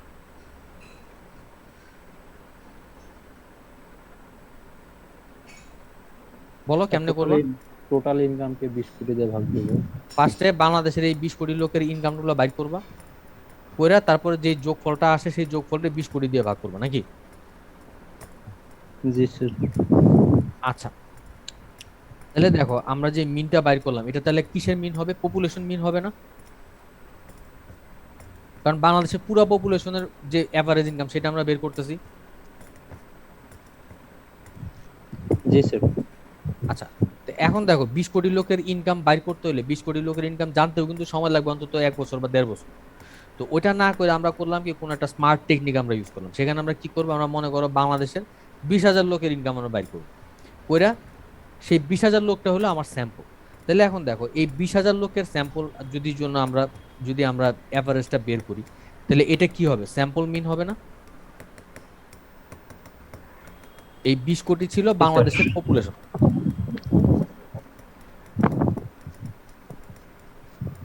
বাংলাদেশ পপুলেশন, আচ্ছা, স্যাম্পল ফ্রম বিডি পপুলেশন। আচ্ছা, তাহলে এখন দেখো আমরা যখন নাকি তোমার এই 20 কোটি লোকের জন্য অ্যাভারেজ বাইর করলাম, এই অ্যাভারেজ বাইর করার যে ফর্মুলা আর আমার এই স্যাম্পল যেটা নিলাম 20,000 লোকের স্যাম্পল মিন বাইর করার যে ফর্মুলা,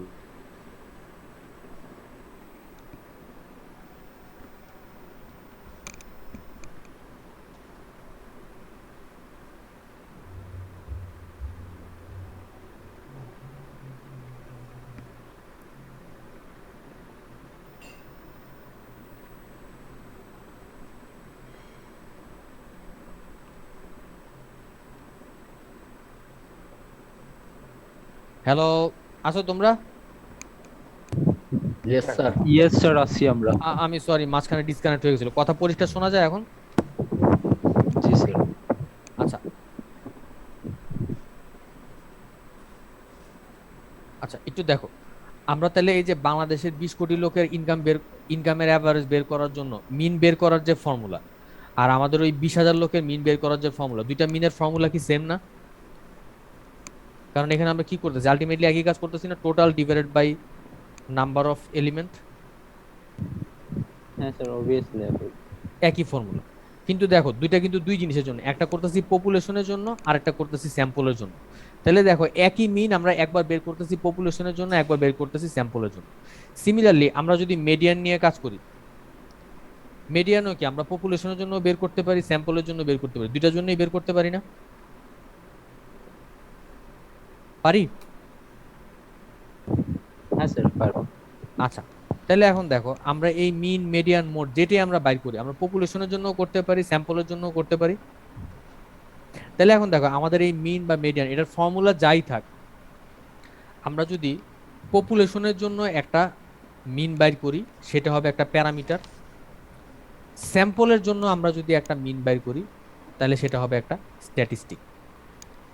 অথবা আমি যদি জেনারেলাইজ করি, আমি যেই স্ট্যাটিস্টিক্সের ফর্মুলাটা নিয়ে কাজ করি সেটা mean median mode standard deviation variance যেটাই হোক, যখন নাকি পপুলেশনের উপরে আমি একটা স্ট্যাটিস্টিক্যাল ফাংশন নিয়ে কাজ করতেছি সেটা হবে আমার প্যারামিটার, আর যখন নাকি স্যাম্পলের উপরে নিয়ে কাজ করতেছি তখন সেটা হবে স্ট্যাটিস্টিক। তোমরা কি আমার কথা কিছুটা ধরতে পারছো বাবারা? স্যার, পপুলেশনের উপর নিয়ে কাজ করলে সেটা কি বললেন, কি হবে ওটা? যখন নাকি পপুলেশনের উপরে আমরা একটা স্ট্যাটিস্টিক্যাল ফাংশন নিয়ে কাজ করতেছি সেটা হচ্ছে প্যারামিটার, আচ্ছা। আর যখন নাকি স্যাম্পলের উপরে আমরা কোনো একটা ফাংশন নিয়ে কাজ করতে সেটা হচ্ছে তোমার স্ট্যাটিস্টিক। কাজেই আমরা যে মনে করো যে ইনকামের অ্যাভারেজ বের করছি, যখন নাকি বাংলাদেশের পুরো পপুলেশনের উপরে বের করতেছি তখন আমার এই স্যাম্পল মিনটা হচ্ছে একটা প্যারামিটার, আর যখন নাকি আমি 20,000 মানুষের স্যাম্পল যেটা স্যাম্পলের উপর যখন নাকি আমি সেম মিন সেম ফর্মুলা ইউজ করতেছি তখন আমরা সেটাকে বলবো একটা স্ট্যাটিস্টিক। আমার কথা কি তোমরা ধরতে পারতেছো? রোল নাম্বার 2 মিস্টার মাহমুদ, তুমি কি আসো? রোল নাম্বার 2 মিস্টার মাহমুদ, তুমি কি আমার কথা বুঝতে পারছো? জি স্যার। আচ্ছা, রোল নাম্বার 4 মিস্টার জুনায়েদ, তুমি কি এই প্যারামিটার আর স্ট্যাটিস্টিকের কনসেপ্টটা ধরতে পারছো আমি যেটা বলছি? জি স্যার পারছি। Very good. Roll number 8 mister Rasel, তুমি কি ধরতে পারছো কিছুটা?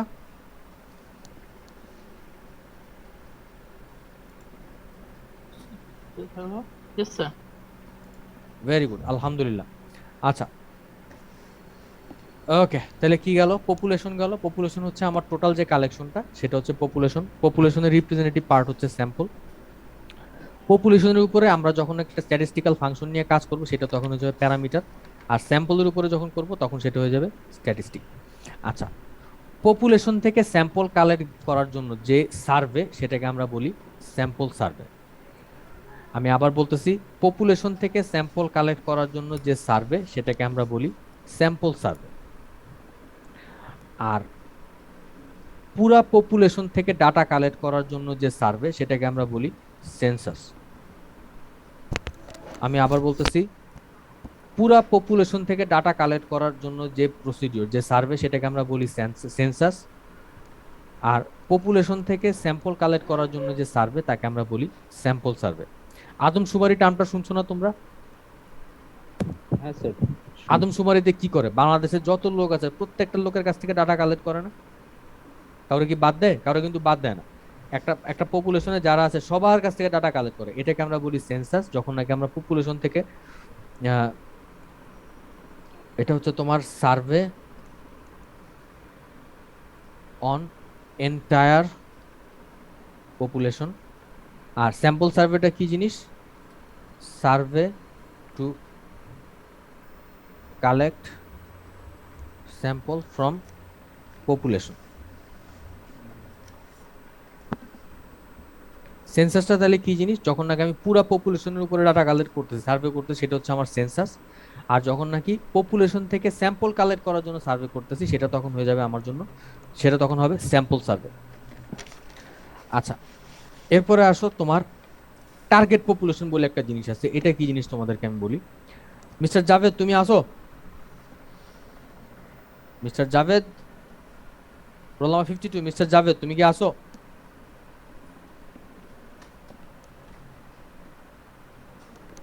জি স্যার। আচ্ছা মিস্টার জাভেদ, তোমার সাথে যে আমি একটা রিসার্চ করবো বলছিলাম, যে বাংলাদেশের, হ্যাঁ শোনা যায়? আমার কথা কি পরিষ্কার শোনা যায়? জি স্যার। Very good.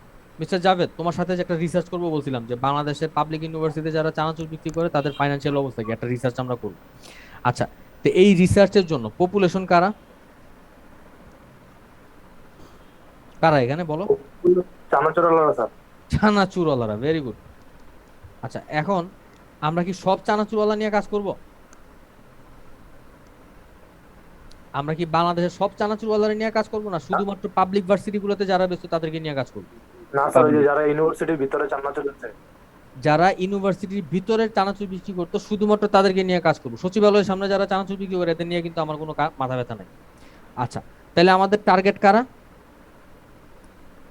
চানাচুরওয়ালা ইউনিভার্সিটির চানাচুর। শুধুমাত্র ইউনিভার্সিটির চানাচুরওয়ালা। আচ্ছা, তাহলে এখন পপুলেশনের যে পার্টিকুলার অংশটা নিয়ে আমাদের টার্গেট, তাদেরকে আমরা বলি টার্গেট পপুলেশন।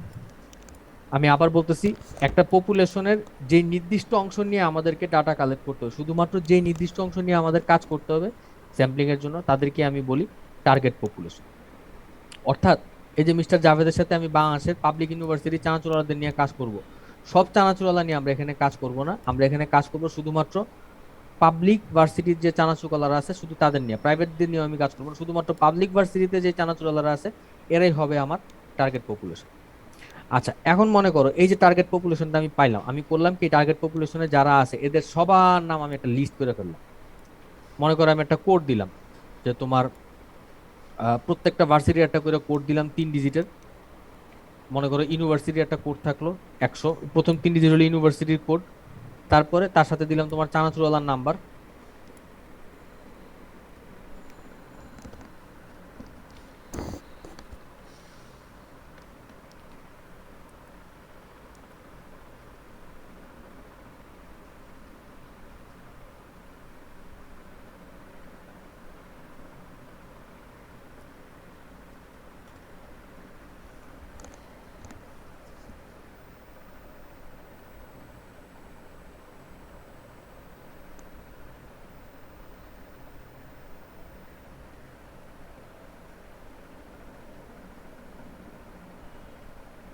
স্যারের কথা কি শোনা যায় নাকি? আমি শুনতে পাইতেছি না। স্যারের মানে আবার নেট চলে গেছে। নেট হয়েছে মনে হয় স্যার, ডিসকানেক্ট।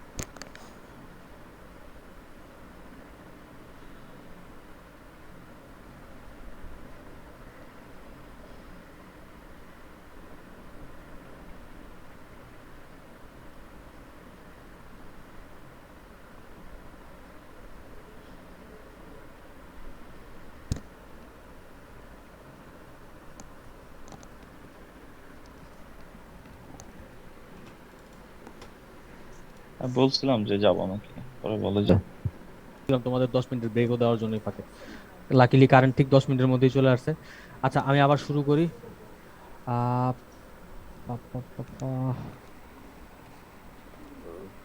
something techniques.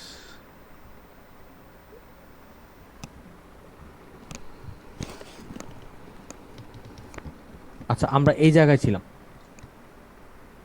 ওকে, তো আমাদের ব্রেকের আগে লাস্ট যে টপিকটা ছিল স্যার চানাচুরলা স্যার। চানাচুরলা ছিল, ভেরি গুড। দেখি চানাচুরলা খুঁজে বের করি। আচ্ছা কই গেল চানাচুরলা? হ্যাঁ ওকে, তো আমাদের চানাচুরলা নিয়ে যেটা বলতেছিলাম যে আমাদের বাংলাদেশের, আমরা যখন নাকি মিস্টার জাভেদের সাথে রিসার্চটা করব যে বাংলাদেশের পাবলিক ভার্সিটিতে যারা চানাচুর বিক্রি করতো ওরা এখন কেমন আছে, তো তখন আমাদের পপুলেশন কারা? পপুলেশন হলো গিয়া বাংলাদেশের সব চানাচুরওয়ালা। কিন্তু আমরা কি সবার কাছ থেকে কাজ নিয়ে কাজ করব? আমরা কিন্তু কাজ করব শুধুমাত্র পাবলিক ভার্সিটিতে যে যারা চানাচুর বিক্রি করতো শুধু তাদেরকে নিয়ে কাজ করব। কাজেই আমার টার্গেট পপুলেশনটা কারা হবে? আমার পপুলেশন হচ্ছে বাংলাদেশের সব চানাচুরওয়ালা, আর টার্গেট পপুলেশনটা হবে যারা শুধুমাত্র পাবলিক ভার্সিটিগুলোতে চানাচুর বিক্রি করতো তারা। আচ্ছা, তো এরপরে আমি করব কি, এদেরকে একটা লিস্ট বানায় ফেলবো। এই টার্গেট চানাচুরওয়ালা যারা আছে এদের সবার একটা ডিটেলস লিস্ট আমি বানাই ফেলবো। মনে করো 100 হলো গিয়ে ভার্সিটির কোড, আর তার প্রথম চানাচুরওয়ালা নাম্বার দিলাম এটা, সেকেন্ড যে চানাচুরওয়ালা তার নাম্বার দিলাম আমি 002, তারপরে তার নাম লিখলাম। এভাবে সব চানাচুরওয়ালার একটা ডিটেলস লিস্ট আমি বানাই ফেললাম। তো এই যে টার্গেট পপুলেশনের ডিটেলস একটা লিস্ট আমরা লিখলাম, এই লিস্টটাকে আমরা বলি স্যাম্পলিং ফ্রেম। আমি আবার বলতেছি, টার্গেট পপুলেশনে যারা আছে এদের একটা ডিটেলস লিস্ট যদি আমরা দ্বারা করাই, আমরা যদি একটা ডিটেলস লিস্ট লিখি এদের একটা নাম্বার এবং এদের নাম টাম সহ, এই লিস্টটাকে আমরা বলি স্যাম্পলিং ফ্রেম, এবং এই স্যাম্পলিং ফ্রেমটা ইউজ করেই আমরা আমাদের স্যাম্পলিংটা করি। আচ্ছা ওকে, তাহলে পপুলেশন গেল, পপুলেশনের পরে ছিল আমাদের স্যাম্পল গেল, স্যাম্পল হচ্ছে আমার রিপ্রেজেন্টেটিভ পার্ট, এটা গেল। প্যারামিটার হচ্ছে তোমার পপুলেশনের উপর আমরা যে স্ট্যাটিস্টিক্যাল ফাংশনটা ইউজ করি সেটা হচ্ছে প্যারামিটার, স্যাম্পলের উপরে যখন করি সেটা হয়ে যায় তখন স্ট্যাটিস্টিক। আচ্ছা, পপুলেশন থেকে স্যাম্পল কালেক্ট করার জন্য যে সার্ভে সেটা হচ্ছে তোমার স্যাম্পল সার্ভে, আর পুরো পপুলেশনের উপরে ডাটা কালেক্ট করার জন্য যে সার্ভে সেটাকে আমরা বলছিলাম সেন্সাস। আচ্ছা, এরপরে আমার গেল টার্গেট পপুলেশন। টার্গেট পপুলেশনটা কি জিনিস?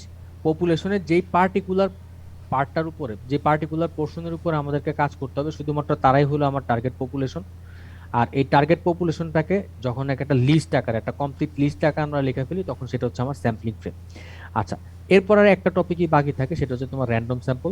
র্যান্ডম স্যাম্পলটা হলো গিয়ে আমরা যখন নাকি কোনো একটা প্রবাবিলিটি স্যাম্পলিং ইউজ করব, প্রবাবিলিটি স্যাম্পলিং ইউজ করে যে স্যাম্পলটা পাওয়া যায় সেটাই হচ্ছে আমার র্যান্ডম স্যাম্পল। আমি আবার বলতেছি, প্রবাবিলিটি মেথড ইউজ করে, প্রবাবিলিটি স্যাম্পলিং ইউজ করে যে স্যাম্পল পাওয়া যায় সেই স্যাম্পলটাই হচ্ছে আমার র্যান্ডম স্যাম্পল। এটা যেই প্রবাবিলিটি টেকনিকই হোক, ইউজ করে যে স্যাম্পলটা পাবো সেটাই হচ্ছে আমার র্যান্ডম স্যাম্পল। আচ্ছা, এর বাইরে আরো দুইটা স্যাম্পলিং এর কথা প্রায় শোনা যায়, একটা হচ্ছে তোমার স্যাম্পলিং উইথ রিপ্লেসমেন্ট, আর একটা হচ্ছে স্যাম্পলিং উইদাউট রিপ্লেসমেন্ট। আচ্ছা, এটা আমার এই মুহূর্তে দরকার নাই, এটা এক্সেন্স আমি আগেই পরে এসে পড়ছি, বাইনোমিয়াল ডিস্ট্রিবিউশনের সময় এগুলো আমরা দেখে এসে পড়ছি। স্যাম্পলিং উইথ রিপ্লেসমেন্ট হলো গিয়া যে তোমার একটা এলিমেন্টে যদি আমি স্যাম্পলে নেই, পপুলেশনের একটা এলিমেন্ট যদি স্যাম্পলে ঢুকে, সে যদি ওই একবারই আসে তাহলে সেটা হচ্ছে তোমার উইথ রিপ্লেসমেন্ট। উইদাউট রিপ্লেসমেন্ট তাকে আমি সেকেন্ড টাইম আর নিব না। আর স্যাম্পলিং উইথ রিপ্লেসমেন্ট মানে হচ্ছে যে একটা এলিমেন্ট, পপুলেশনের একটা এলিমেন্ট স্যাম্পলে বারবার আসতে পারে, তখন সেটাকে আমরা বলবো উইথ রিপ্লেসমেন্ট। আমি আবার বলতেছি, পপুলেশনের একটা এলিমেন্ট যদি স্যাম্পলে একবারই আসতে পারে, একবারের বেশি যদি আর কখনোই না আসে, একবার তাকে যদি স্যাম্পলে সে আসে, সেকেন্ড টাইম সে যদি আর কখনো স্যাম্পলে আসতে না পারে, তখন আমরা সেটাকে বলি স্যাম্পলিং উইদাউট রিপ্লেসমেন্ট। আর একটা এলিমেন্ট যদি স্যাম্পলে বারবার আসতে পারে, রিপিটেড স্যাম্পল যদি হতে পারে, তাহলে আমরা সেটাকে বলি স্যাম্পলিং উইথ রিপ্লেসমেন্ট। আচ্ছা, এটা আমাদের আপাতত আর দরকার নাই, তোমাদেরও এটা আশা করি লাগবে না এই লেভেলে, নেক্সট লেভেলে লাগলে তখন আবার দেখা যাবে ইনশাল্লাহ। আচ্ছা, তো স্যাম্পলিং এর প্রবাবিলিটি স্যাম্পলিং আর নন প্রবাবিলিটি স্যাম্পলিং এ যাওয়ার আগে আমাদের আরো দুই একটা জিনিস দেখতে হবে, যেমন হচ্ছে তোমার স্যাম্পলিং এর জন্য স্টেপগুলো কি কি। স্যাম্পলিং এর জন্য স্টেপগুলো কি কি আমি এটা অলরেডি তোমাদের বলে দিচ্ছি। এটা যেটা হবে, প্রথম কাজ হচ্ছে যে তোমার পপুলেশন কোনটা হবে সেটা ডিফাইন করা, যে আমি কার উপরে ডাটা কালেক্ট করবো সেটা বের করা। সেকেন্ড কাজ হচ্ছে তোমার ওই টার্গেট পপুলেশন এবং স্যাম্পলিং ফ্রেমটাকে বের করা, এটা হচ্ছে আমার সেকেন্ড কাজ। থার্ড স্টেপে যেটা হবে, যে আমাকে একটা প্রপার স্যাম্পলিং টেকনিক চুজ করতে হবে, যে আমার এই স্যাম্পলটা নেওয়ার জন্য বেস্ট মেথড কোনটা সেটা আমাকে বের করতে হবে। এই মেথডের জন্য, এই প্রবলেমের জন্য আমার স্যাম্পল সাইজ কত হবে সেটা আমাদেরকে বের করতে হবে। এবং বের করার পরে আমরা আমাদের স্যাম্পলিং ডিজাইনটা ইউজ করে ডাটা কালেক্ট করব, এবং ডাটা কালেকশন করার পর আমার ফার্দার কাজ যেটা রিসার্চে আমার যেই অ্যানালাইসিস করতে সেটা আমি করব। ওকে, তো স্যাম্পলিং এর মধ্যে স্টেপ কি কি এটা আমি এখানে এই স্লাইডের মধ্যে দিয়ে দিচ্ছি। এই জিনিসটা আমি খুব পছন্দ করি, আমি এটা পরীক্ষা প্রায়ই দেই, তোমাদের হয়তো দিতে পারি, কাজেই তোমরা সেভাবে প্রিপেয়ার থাকবে। আচ্ছা লেডিজ এন্ড জেন্টলম্যান, তোমাদের লেভেল 2 টার্ম 2 এর যে ফাইনাল পরীক্ষাটা হয়েছে কয়েকদিন আগে, তোমাদের কি বড় ভাইদের কারোর সাথে কথা হয়েছে? হ্যালো? জি স্যার, এখন শোনা যায় স্যার, এতক্ষণ শোনা যাচ্ছিল না।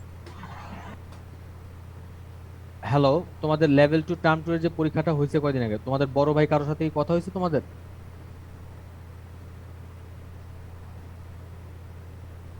ইয়েস, নো, মেবি কথা হয়েছে কারোর সাথে? না স্যার। না স্যার, কথা হয়নি। আর এমনি তোমাদের লেভেল 1 এর যে পরীক্ষাটা দিছো, মোটামুটি প্রশ্ন সম্পর্কে তো একটা আইডিয়া পাইছো যে কিভাবে প্রশ্ন করা হচ্ছে, রাইট? জি স্যার। জি স্যার। আচ্ছা, ফার্দার ইনস্ট্রাকশন যদি দেওয়া না হয়, আমাদের এই নেক্সট পরীক্ষাটাও সম্ভবত একই ভাবে হবে যদি ফার্দার কোনো চেঞ্জ না আসে। আর যদি চেঞ্জ আচ্ছা দেখা যাক, সময় বলবে কি হয়। ওকে, তাহলে আমার স্যাম্পলিং এর স্টেপগুলো গেল। নেক্সট আমার যেটা, সেটা হচ্ছে তোমার স্যাম্পলিং এর মধ্যে এরর কি কি হতে পারে। আচ্ছা, যে কোনো স্যাম্পলিং সার্ভেতে এরর দুই রকম হতে পারে। একটা হচ্ছে তোমার স্যাম্পলিং এরর। স্যাম্পলিং এররটা হবে যে আমার স্যাম্পলিং এর টেকনিক, যেটা স্যাম্পলিং এর যে টেকনিকটা আমি ইউজ করতে, স্যাম্পলিং টেকনিকের কারণে যদি কোনো ভুল আসে তাহলে সেটা হচ্ছে স্যাম্পলিং এরর। আর এর বাইরে যত এরর আছে সেটা হচ্ছে আমার নন স্যাম্পলিং এরর। আচ্ছা, স্যাম্পলিং এররগুলো কি হতে পারে, যে আমি যে স্যাম্পলিং টেকনিকটা ইউজ করতেছি এটা যদি প্রবাবিলিটি স্যাম্পলিং হয় তাহলে ওই টেকনিকের জন্য কিছু ভুল হতে পারে। নন প্রবাবিলিটি স্যাম্পলিং হলে তো কোনো কথাই নেই, কারণ পুরো জিনিসটাই ভুল। হোয়াটএভার, তো স্যাম্পলিং এররটা আসতে পারে দুইটা ভাগে। একটা হচ্ছে তোমার সিলেকশন বায়াসের জন্য হতে পারে, যে আমি আমার এখানে প্রবাবিলিটি যেটা এস্টিমেট করা সেটার মধ্যে যদি কোনো ভুল হয়। আবার র্যান্ডম স্যাম্পলিং এররও হতে পারে, যে তোমার যারের যেই প্রবাবিলিটি দেওয়ার কথা সেটা না দিয়ে যদি ভুল প্রবাবিলিটি দেয় তাহলে সেটা হতে পারে তোমার, সেটা তখন হবে র্যান্ডম স্যাম্পলিং এরর। আচ্ছা, আর নন স্যাম্পলিং এরর যেটা, এটা পুরাটাই হচ্ছে তোমার স্যাম্পলিং টেকনিকের বাইরের এরর। এটা হচ্ছে তোমার ডাটা কালেকশন এবং ডাটা প্রসেসিং এর সময় যে এররগুলো আছে সেটা। এটা একটা হতে পারে যে তোমার ওভার কভারেজ, যে আমার যাদের ডাটা কালেক্ট করার কথা তার চেয়ে বেশি যদি ডাটা কালেক্ট করে ফেলি। আন্ডার কভারেজ, যে আমার বললো যে তোমাকে যতটুকু ডাটা কালেক্ট করতে বললো সেটা না করে যদি তার চেয়ে কম কালেক্ট করি তাহলে সেটা হবে আন্ডার কভারেজ। মেজারমেন্ট এরর হচ্ছে যখন নাকি আমরা ডাটাটা কালেক্ট করি তখন আমাদের যেভাবে লেখার কথা আমাদের লেখার মধ্যে যদি কোনো ভুল হয়, যেমন একজন ছেলে তারা আমি লেখা রাখলাম মেয়ে, একজনের বয়স হলো 25 তারা আমি ভুলে লেখা রাখলাম 52, এই টাইপের যে ভুলগুলো হয় মেজারমেন্ট এরর যেটা হয় সেটা একটা আসতে পারে। প্রসেসিং এরর হচ্ছে তোমার ডাটা কোডিং যখন করা, ডাটা কালেক্ট করার পরে যখন নাকি সফটওয়্যারে ইনপুট দেওয়া হয় তখন যদি কোনো ভুল হয় সেটা হতে পারে। আর যে কোনো স্যাম্পল সার্ভের জন্য সবচেয়ে বড় যে প্রবলেমটা সেটা হচ্ছে তোমার নন রেসপন্সটা হচ্ছে তোমার যে কোনো সার্ভেতে দেখা যায় অনেকে ডাটা প্রশ্নের কোনো উত্তর দেয় না, ডাটা কালেকশনে সে কোনো হেল্প করে না, এটাকে বলা হয় তোমার নন রেসপন্স এরর। আচ্ছা, তো এখানে আমি ডিটেলস লিখে দিছি তোমার এররের যেগুলো আছে, এগুলো তোমরা এই স্লাইড থেকে দেখে নিও, আমি এখানে আর ফার্দার কথা বলবো না। আচ্ছা, তো এখন আমি চলে যাব কিছু প্রবাবিলিটি স্যাম্পলিং টেকনিকে। আচ্ছা, তো প্রবাবিলিটি স্যাম্পলিংটা আমি কি বলছিলাম? প্রবাবিলিটি স্যাম্পলিংটা বলছিলাম যে যেই স্যাম্পলিং টেকনিকে আমরা ডাটা কালেকশনের সময়, স্যাম্পলিং করার সময় আমরা পপুলেশনের প্রত্যেকটা এলিমেন্টে কিছু না কিছু একটা প্রবাবিলিটি টার্ম ইউজ করব, প্রত্যেকটা এলিমেন্টের কিছু না কিছু প্রবাবিলিটি থাকবে স্যাম্পলে আসার জন্য। আচ্ছা, তো একটা স্যাম্পলিং টেকনিক যদি এরকম হয় যে যেখানে নাকি তোমার পপুলেশনের প্রত্যেকটা এলিমেন্টের স্যাম্পলে আসার প্রবাবিলিটি সমান, তখন আমরা বলি যে এই স্যাম্পলিংটা হচ্ছে তোমার সিম্পল র্যান্ডম স্যাম্পলিং।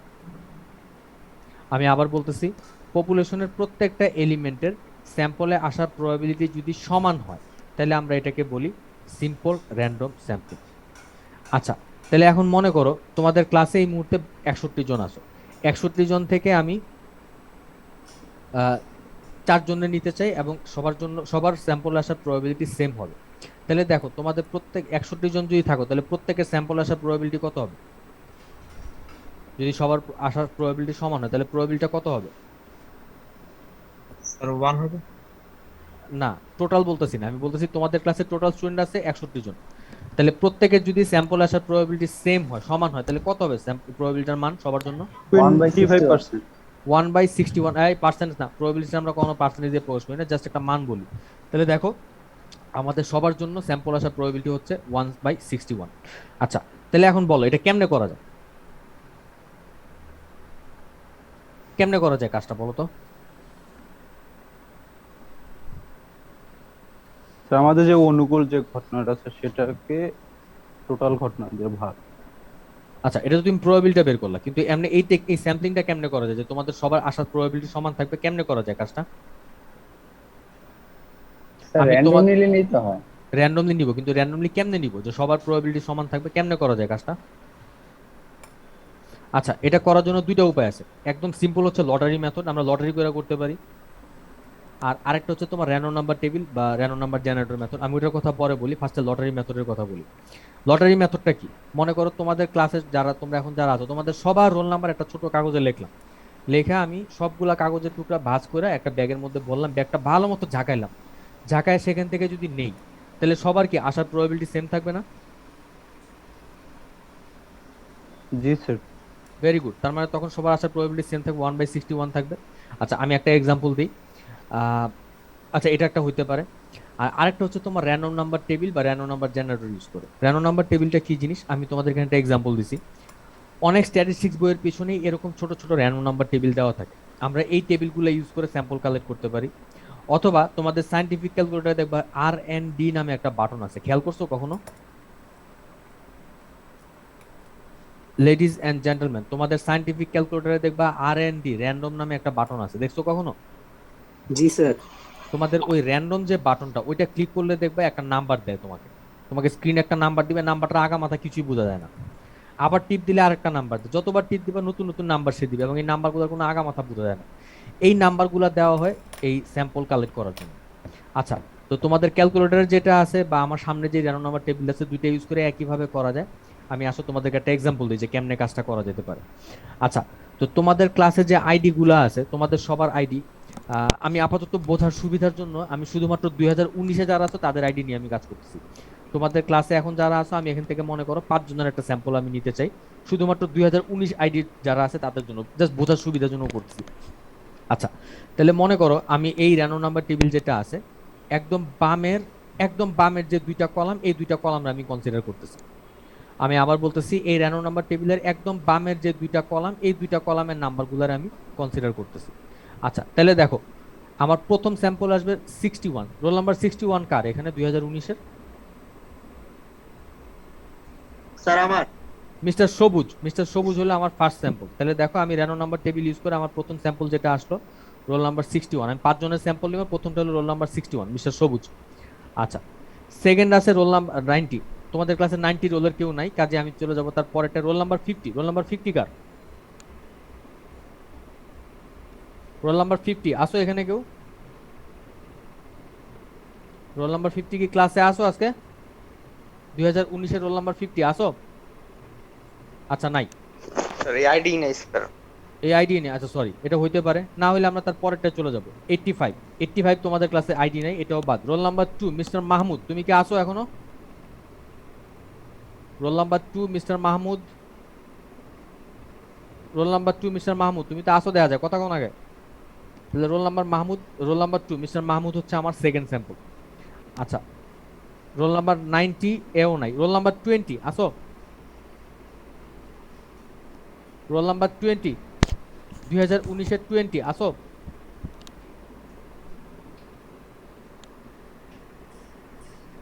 আচ্ছা, রোল নাম্বার 20, রোল নাম্বার 20ও নাই, 89 আইডি তোমাদের নাই। আচ্ছা, তাহলে আমি এখন এক কাজ করি, আমি তাহলে এরপরে আরো 2টা কলাম না, কোন 2টা কলাম নিব বলো, কোন দিক থেকে নিতে বলবো নিব বলো, তোমাদের ইচ্ছা মতো। আমরা ফার্স্টে এদিকে 2টা কলাম নিছি, এরপরে কোন 2টা কলাম নিব বলো তো, তোমাদের ইচ্ছা মতো নিব, বলো কোন 2টা কলাম নিব বলো।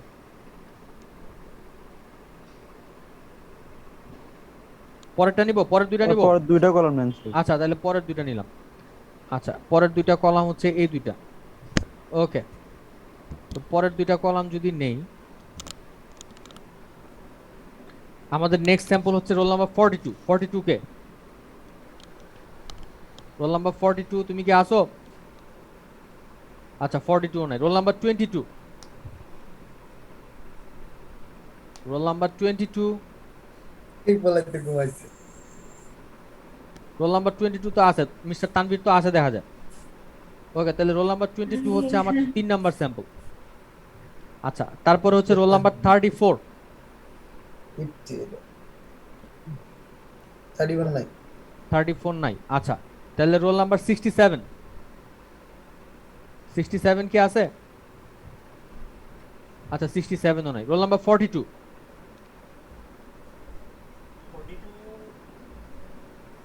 ব্যাপার কি, যারে ডাকি হেই নাই। Roll number 51। রোল নাম্বার 51 তো আছে, মিস্টার তানজিম। স্যার ওকে, তাহলে তুমি হলো আমার 4 নাম্বার স্যাম্পল। আচ্ছা, আর একটা দরকার, সেটা হলো তোমার রোল নাম্বার 63। 63 কে রাব্বি না? Yes sir. ওকে, তাহলে 63 এই হলো আমার 5টা স্যাম্পল। তাহলে আমি এই স্যাম্পল 2টা কেমনে নিলাম? Using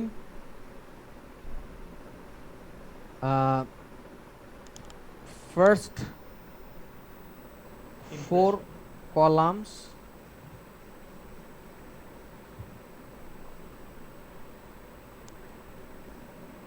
using first 4 columns from right in the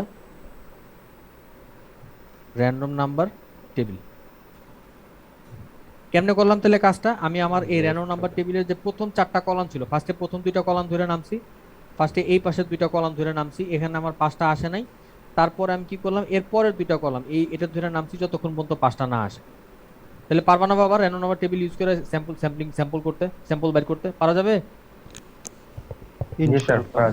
ইনশাআল্লাহ, ভেরি গুড।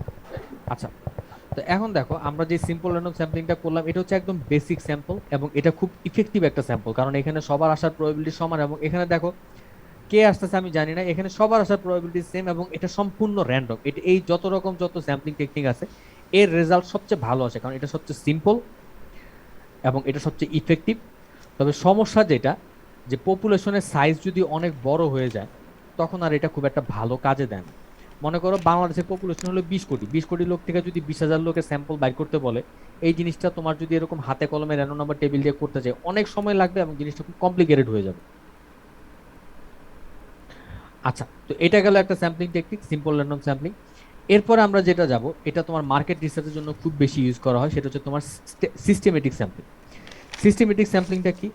যে মনে করো একটা মার্কেটে আমি গেলাম ডাটা কালেক্ট করার জন্য, একটা সুপার মার্কেটে, একটা সুপার স্টোরে আমি গেলাম, এই যে মনে করো স্বপ্ন বা আগর এরকম কোনো একটা দোকান আমি গেলাম।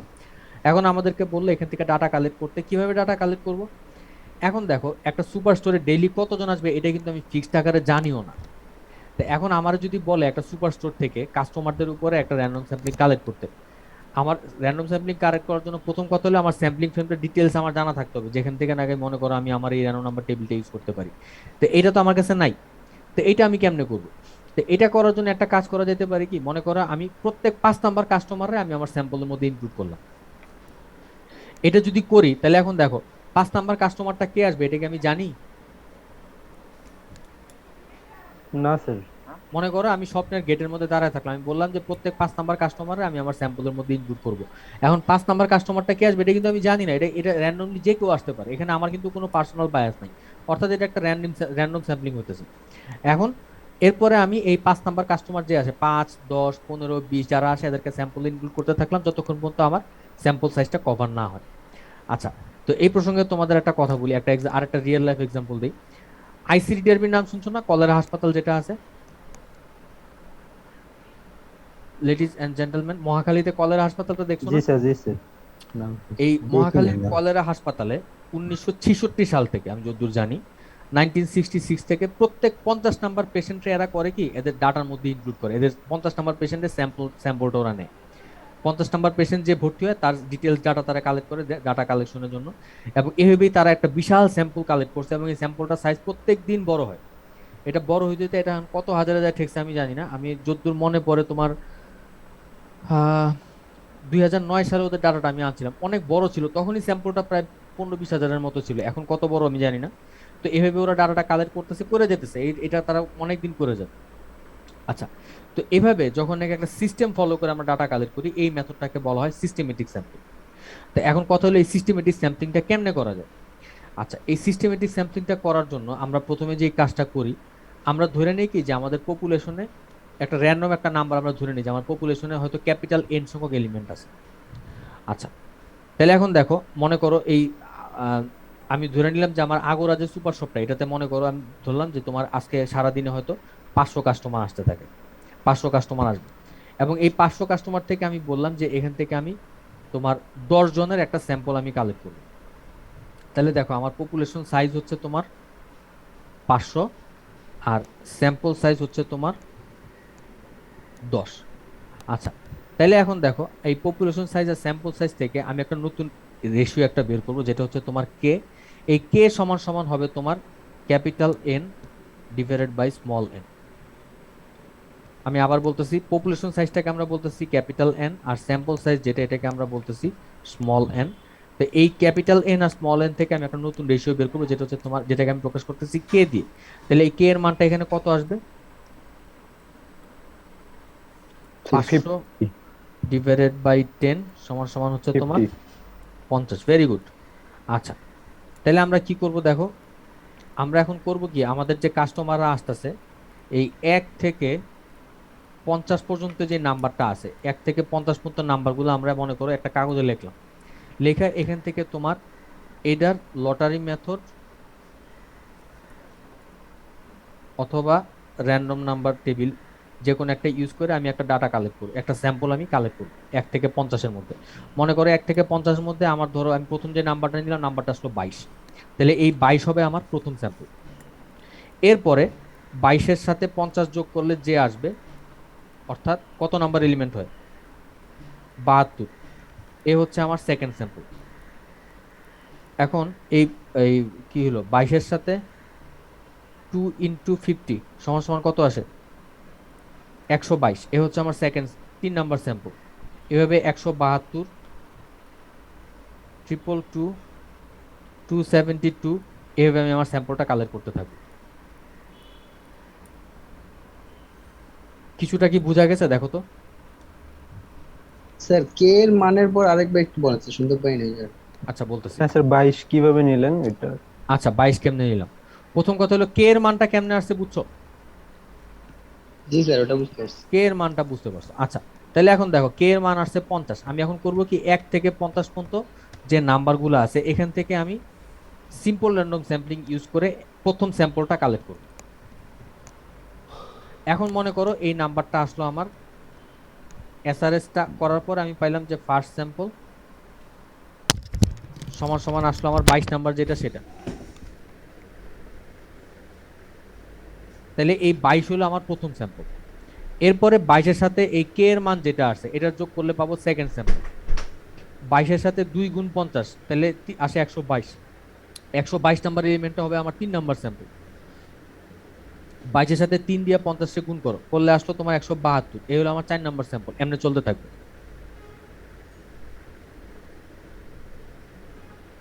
আমি কি বুঝাতে পারছি? না পারলে বল, আমি আবার বলবো। জি স্যার, বুঝতে পারছি। স্যার বুঝছি। Very good. 2018 মিস্টার আকবর, তুমি কি বুঝতে পারছো বাবা? 2018 মিস্টার আকবর, তুমি কি বুঝতে পারছো? আচ্ছা, 2019-এর রোল নাম্বার 1 মিস্টার সিরাজুল, কেমন আছো? জি আলহামদুলিল্লাহ স্যার। বুঝতে পারছো কেমনে করছি এই কাজটা? জি স্যার, বুঝতে পারছি। Very good. রাব্বির কি অবস্থা? জি স্যার, আলহামদুলিল্লাহ বুঝতে পারছি। Very good. আচ্ছা, তাহলে এটা গেল আমার সিস্টেমেটিক স্যাম্পলিং। তো সিস্টেমেটিক স্যাম্পলিংটা সবচেয়ে বেশি ইউজ করা হয় যখন নাকি আমরা মার্কেট রিসার্চের কাজ করি, বা হাসপাতাল বা রেল স্টেশন, যেখানে নাকি তোমার মনে করো টোটাল স্যাম্পলিং ফ্রেমটা ঠিক ক্লিয়ার না, যে কতজন আসতে পারে একটা পার্টিকুলার দিনে, ওরকম জায়গায় তোমার এই প্রবাবিলিটি স্যাম্পলিং করার জন্য সবচেয়ে ভালো হচ্ছে তোমার সিস্টেমেটিক স্যাম্পলিংটা করা। আচ্ছা, তাহলে এখন দেখো আমরা এই পর্যন্ত দুইটা প্রবাবিলিটি স্যাম্পলিং দেখলাম। প্রথমটা হচ্ছে তোমার সিম্পল র্যান্ডম স্যাম্পলিং, যেটা সবচেয়ে বেস্ট টেকনিক। এখানে আমরা সবার নাম্বারটা নেওয়ার পরে পুরো ডিটেল স্যাম্পলিং ফ্রেম পাওয়ার পরে সেখান থেকে এটার লটারি মেথড ইউজ করে আমরা আমাদের স্যাম্পলটা কালেক্ট করবো, অথবা র্যান্ডম নাম্বার টেবিল বা র্যান্ডম নাম্বার জেনারেটর ইউজ করে কালেক্ট করবো। এবং এটা শর্ত হলো যে পপুলেশনের প্রত্যেকটা এলিমেন্টের প্রবাবিলিটি, স্যাম্পল আসার প্রবাবিলিটিটা সমান। আচ্ছা, এরপর আমরা দেখলাম সিস্টেমেটিক স্যাম্পলিং। সিস্টেমেটিক স্যাম্পলিংটা আমরা প্রেফার করি মার্কেট রিসার্চের জন্য, বা এমন কোনো জায়গায় রিসার্চের জন্য যেখানে নাকি তোমার টোটাল পপুলেশনের সাইজটা ঠিক ক্লিয়ার না, এরকম জায়গায়। আচ্ছা, এখন কথা হলো গিয়া আমরা যে দুইটা স্যাম্পলিং করলাম, প্রবাবিলিটি স্যাম্পলিং এর মধ্যে যে দুইটা করলাম, সিম্পল র্যান্ডম স্যাম্পলিং বা তোমার সিস্টেমেটিক স্যাম্পলিং, দুইটা টেকনিকে একটা প্রবলেম কি জানো? আমরা এখানে যখন স্যাম্পলিংটা করতেছি, এখানে এমনও হইতে পারে যে তোমার একই টাইপের জিনিস সবাই এসে পড়তে পারে। একটা ছোট এক্সাম্পল দিই, ধরো তোমাদের ক্লাস থেকে এই যে আমি 5 জনের স্যাম্পলিংটা করলাম, তোমরা কি কেউ খেয়াল করছো এখানে 5 জনই যে খালি ছেলে আসে, কোনো মেয়ে যে আসে নাই?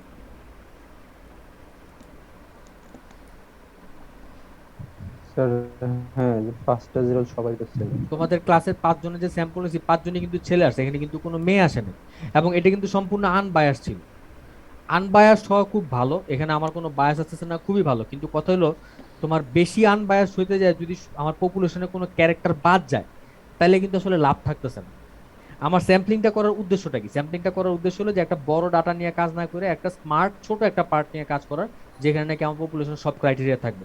এখন কথা হলো এই স্যাম্পলিংটা বেশি আনবায়াসড করতে যায় যদি এরকম হয় যে আমার কোনো বৈশিষ্ট্য বাদ চলে যায়, তাহলে তো লাভ হয় না। লাভ হয় না স্যার। তাহলে এটার ওভারকাম করার জন্য কি করা যায় বলো তো? আমি এখন এমন একটা প্রবাবিলিটি স্যাম্পলিং করতে চাইতেছি যেখানে নাকি আমার প্রবাবিলিটি স্যাম্পলিংও হবে, যে অর্থাৎ আমি এখানে আনবায়াসড ভাবে ডাটাটা কালেক্ট করব, আবার এমন হইতে হবে যেন পপুলেশনের সব ক্যারেক্টার যেন আমার স্যাম্পলের মধ্যে থাকে। কেমনে করা যায় কাজটা? স্যার গ্রুপ বানাবো। Very good, very good mister Junaid, thank you. আমি ঠিক এই উত্তর শুনতে যেতেছিলাম। গ্রুপ বানায় আমি কাজটা করতে পারি। তো এই স্যাম্পলিংটাকে আমরা বলি স্ট্রাটিফাইড স্যাম্পলিং। তো একটা এক্সাম্পল দিই, মনে করো আমার পপুলেশনে যারা আছে এদেরকে আমি এরকম ছোট ছোট কিছু গ্রুপ বানাবো মিস্টার জুনায়েদের কথা মতো। এই গ্রুপগুলো কিরকম হবে? এই গ্রুপগুলো হবে ইন্টারনালি হোমোজেনাস। এরা একটা গ্রুপে যারা আছে এরা সবাই সেম, কিন্তু দুইটা গ্রুপের মধ্যে কোনো মিল থাকার চান্স খুবই কম। দুইটা গ্রুপ সম্পূর্ণ ডিফারেন্ট, এই গ্রুপের সাথে এই গ্রুপের কোনো মিল নেই। যেমন মনে করো বাংলাদেশের টোটাল পপুলেশনে যদি আমি এরকম অনেকগুলো গ্রুপে ভাগ করি, প্রথম গ্রুপে মনে করো ফালাইলাম আমাদের মতো যারা স্টুডেন্ট বা একাডেমিক যারা আছে, আমরা সারাক্ষণ পড়তাছি আর ঘুমাইতেছি, আমরা সবাই পড়লাম একটা গ্রুপে। সুপার হিরো যারা আছে এদের সবাই ফেললাম একটা গ্রুপে। তাহলে এখন দেখো আমাদের এই একাডেমিক গ্রুপের সাথে এই সুপার হিরো গ্রুপের কিন্তু কোনো মিল নেই। এখানে যারা আছে সবাই একই টাইপের, এখানে যারা সবাই একই টাইপের, এই দুইটা গ্রুপের মধ্যে কোনো মিল নেই। আবার লাস্টে মনে করো কামলা গ্রুপ একটা রাখলাম, এখানে যারা আছে সারাক্ষণ খালি আমরা কাজই করতেছি, আমাদের সাথে এই কামলা গ্রুপের সাথে আবার বাকি গ্রুপের কোনো মিল নেই। তো এরকম এই যে অনেকগুলো ছোট ছোট গ্রুপে ভাগ করলাম, এই গ্রুপগুলো তাহলে কি? এরা ইন্টারনালি হোমোজেনাস কিন্তু এক্সটার্নালি এরা হেটেরোজেনাস। আচ্ছা, এরকম এই যে গ্রুপগুলোকে ভাগ করলাম, এই প্রত্যেকটা গ্রুপকে আমরা বলি এক একটা স্ট্রাটাম। এই প্রত্যেকটা গ্রুপকে আমরা বলি এক একটা স্ট্রাটাম, এবং এটার প্লুরাল হচ্ছে স্ট্রাটা, অর্থাৎ প্রত্যেকটা হচ্ছে একটা স্ট্রাটাম। আর যখন নাকি সবগুলোরে বলতেছি এই সবগুলো হচ্ছে তোমার প্লুরাল হচ্ছে তোমার স্ট্রাটা। আচ্ছা, এখন আমরা যে কাজটা করব, আমাদের পুরো পপুলেশনটারে আমরা মনে করো এখন এই সবগুলো গ্রুপের মধ্যে ভাগ করে রাখছি। এটার মধ্যে আছে ক্যাপিটাল N1 সংখ্যক এলিমেন্ট, এটার মধ্যে আছে ক্যাপিটাল N2, এটাতে আছে ক্যাপিটাল NK। এখন এই প্রত্যেকটা গ্রুপ থেকে আমরা small n1 small n2 small nk সংখ্যক স্যাম্পলগুলো নিব। এই স্যাম্পলগুলো আবার আমরা নিব এদের সিস্টেমেটিক স্যাম্পলিং ইউজ করে অথবা ওই সিম্পল র্যান্ডম স্যাম্পলিং ইউজ করে, যে কোনো একটা ইউজ করে আমরা এখান থেকে এই স্যাম্পলটা নিব। এই স্যাম্পলটা নেওয়ার পরে এই পুরাটাকে সাম করলে আমরা আমাদের ফাইনাল স্যাম্পল পেয়ে যাব। সিমিলারলি আমরা এখানে যে small n capital N1 capital N2 capital NK আছে, এই সবগুলোর যোগ করলে আমরা আমাদের টোটাল পপুলেশন ক্যাপিটাল Nটাও পেয়ে যাব। তাহলে এখন দেখো এই স্যাম্পলিংটার নাম হচ্ছে স্ট্রাটিফাইড স্যাম্পলিং। এটা করলে লাভটা কি? আমরা এখন প্রত্যেকটা গ্রুপ থেকে যখন নাকি আমরা আমাদের প্রবাবিলিটি স্যাম্পলিংটা করতেছি, এখানে আমাদের র্যান্ডমনেসটাও বজায় থাকতেছে, আবার পপুলেশনের প্রত্যেকটা এলিমেন্টের স্যাম্পলে আসাটাকেও আমরা এখানে এনশিওর করতে পারতেছি। লেডিজ এন্ড জেন্টলম্যান, তোমরা কি স্ট্রাটিফাইড স্যাম্পলিংটা বুঝতে পারছো কিছুটা? জি স্যার। Very good. তোমরা কি বেশি টায়ার্ড হয়ে গেছো? জি স্যার একটু। আমাকে আরেকটা 5 মিনিটের ব্রেক দিব? একটা 5 মিনিটের ব্রেক দিলে ভালো হয়। কাল 5 মিনিট ক্লাস করে ছুটি দিয়ে দেন। ওইটা তো পারুম না বাবা, আমার অ্যাকচুয়ালি আর 10 থেকে 15 মিনিট পেলে আমার সিলেবাস আমার আজকের ক্লাসই শেষ হয়ে যাবে। তাহলে টানা শেষ করে দেন। তাহলে কি টানা পড়ায় শেষ করে ফেলবো? জি স্যার। ভেরি গুড স্যার এটাই স্যাম্পলিংটা আরেকবার একটু জাস্ট রিভিউ করে। আচ্ছা, এই স্যাম্পলিংটাতে আমরা কি করতেছি, আমাদের আগের যে দুইটা স্যাম্পলিং ছিল, সিস্টেমেটিক স্যাম্পলিং আর তোমার ওই সিম্পল র্যান্ডম স্যাম্পলিং, ওই দুইটা স্যাম্পলিং এর প্রবলেম ছিল কি যে আমরা এখানে যদিও আনবায়াস একদম কমপ্লিটলি র্যান্ডম একটা স্যাম্পল আমরা নিতেছি, তারপরে দেখা যায় কি যে তোমার হয়তো পপুলেশনের কোনো একটা ক্রাইটেরিয়া বাদ করে যেতে পারে। তো এই জন্য আমরা করব কি, এমন একটা স্যাম্পলিং আমরা খুঁজতেছি যেখানে নাকি তোমার স্যাম্পলটা র্যান্ডম স্যাম্পল হবে, স্যাম্পলটা একটা প্রবাবিলিটি স্যাম্পল হবে, আবার পপুলেশনের প্রত্যেকটা ক্রাইটেরিয়া আমার স্যাম্পলে যেন অবশ্যই থাকে, এটাও এনশিওর করা হবে। তো এটা করার জন্য আমরা করলাম কি, আমার পপুলেশনটাকে আমরা অনেকগুলো ছোট ছোট গ্রুপে ভাগ করলাম। আমার টোটাল পপুলেশনের সাইজ ছিল n, আমরা এটাকে করলাম কি অনেকগুলো ছোট ভাগে ভাগ করলাম, এবং এই ভাগগুলো কিভাবে করলাম যে প্রত্যেকটা গ্রুপ হবে ইন্টারনালি হোমোজেনাস, অর্থাৎ একটা গ্রুপে যারা আছে তারা সবাই ইন্টারনালি সেম, কিন্তু দুইটা গ্রুপ এরা একটার সাথে আরেকটার কোনো মিল নেই, দুইটা গ্রুপ সম্পূর্ণ হেটারোজেনাস, এই দুইটা গ্রুপের মধ্যে কোনো মিল নেই, কিন্তু গ্রুপের মধ্যে যারা আছে এরা সবাই সেম। এরপর আমরা কি করব, প্রত্যেকটা গ্রুপ থেকে স্যাম্পলটা নিব, যেমন এই ক্যাপিটাল N1 যে স্যাম্পল পপুলেশন যেখানে আছে সেখান থেকে আমি N1 সাইজের একটা স্যাম্পল নিব, এখান থেকে নিব N2 সাইজের একটা স্যাম্পল, এখান থেকে নিব NK সাইজের একটা স্যাম্পল। এই সবগুলো ছোট স্যাম্পলটা যখন নাকি একসাথে করব আমি আমার ফাইনাল স্যাম্পল N পেয়ে যাব। এবং এখানে যে Nটা আছে, এখানে দেখো এখানে কিন্তু সবগুলো গ্রুপ থেকেই লোক আসছে, অর্থাৎ আমার পপুলেশনের প্রত্যেকটা ক্রাইটেরিয়া আমি আমার স্যাম্পলের মধ্যে এনশিওর করছি। এই ছোট ছোট গ্রুপগুলোকে আমরা বলি এক একটা স্ট্রাটাম, যেটার প্লুরাল হচ্ছে তোমার স্ট্রাটা, এবং এই স্ট্রাটা থেকেই বলা হয় যে এই স্যাম্পলিংটার নাম হচ্ছে স্ট্রাটিফাইড স্যাম্পলিং। তাহলে স্ট্রাটিফাইড স্যাম্পলিং করলে লাভটা কি, এটা একটা একই সাথে একটা প্রবাবিলিটি স্যাম্পলিং, এবং এটা করে কি আমার পপুলেশনের প্রত্যেকটা এলিমেন্টের স্যাম্পলে থাকাকে এনশিওর করে। রাব্বি কি বুঝতে পারছো এখন? জি স্যার এখন বুঝতে পারছি। আচ্ছা, তো এখন কথা হলো গিয়ে আমরা যদিও এই স্ট্রাটিফাইড স্যাম্পলিংটাকে প্রেফার করি, এটাকে আমরা করাটা পছন্দ করি, তো কোনো কোনো ক্ষেত্রে এটা করা খুব টাফ হয়ে যায়। যেমন মনে করো যখন নাকি পুরো একটা দেশের থেকে তোমাকে বলবে প্রবাবিলিটি স্যাম্পলিং করতে, তখন এরকম করাটা না খুব টাফ হয়ে যায়, কারণ একটা পুরো দেশে এরকম ছোট ছোট গ্রুপে ভাগ করা কোনো একটা বৈশিষ্ট্য সাপেক্ষে এটা খুব টাফ। যেমন মনে করো বাংলাদেশে আমি একটা স্যাম্পল সার্ভে করতে চাই, যেখানে নাকি আমি তোমার এরকম সব স্টুডেন্ট একটা গ্রুপে ফেলবো, সব সুপার হিরো একটা গ্রুপে ফেলবো, এরকম একটা গ্রুপে ভাগ করাটা কিন্তু খুব টাইম কনজিউমিং হয়ে যাবে, এবং তোমার টাকাও অনেক লাগবে। তো এরকম যখন নাকি পপুলেশন সাইজ অনেক বড় হয়ে যায়, তখন আমাদেরকে যদি প্রবাবিলিটি স্যাম্পলিং করতে বলে, তখন আমরা যে স্যাম্পলিংটা করি সেটা হচ্ছে তোমার ক্লাস্টার স্যাম্পলিং। ক্লাস্টার স্যাম্পলিংটার বেলায় কি হবে, এখানে আমরা মনে করো প্রত্যেকটা ডিস্ট্রিক্টে একটা করে ক্লাস্টার চিন্তা করলাম। ক্লাস্টারের মধ্যে কি হবে, এরা ইন্টারনালি হেটারোজেনাস, একটা ক্লাস্টারের মধ্যে যারা আছে এরা সবাই নিজেরাই ডিফারেন্ট, এর একজনের সাথে আরেকজনের মিল নেই।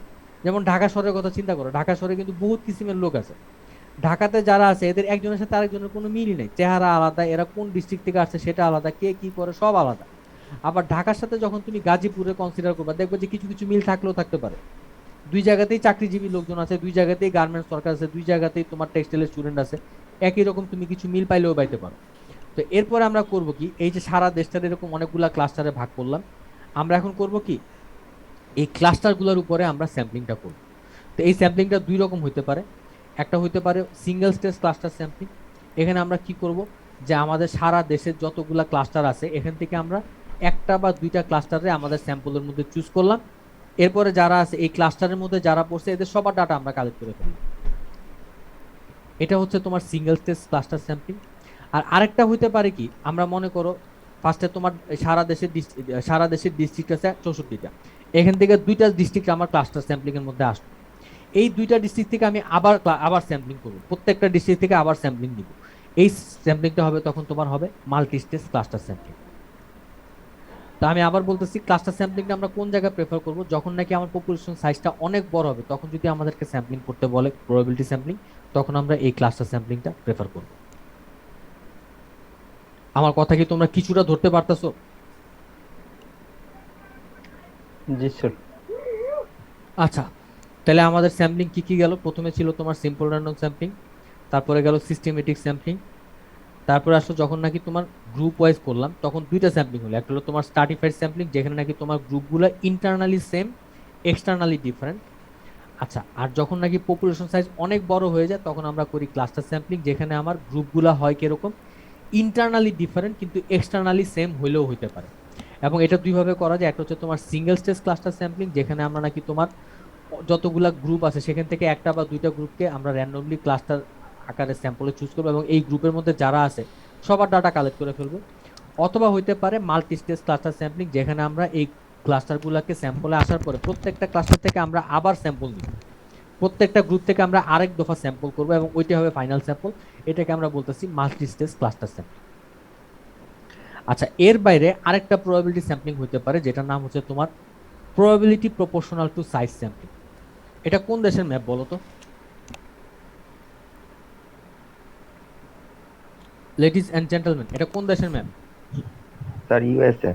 USA, very good.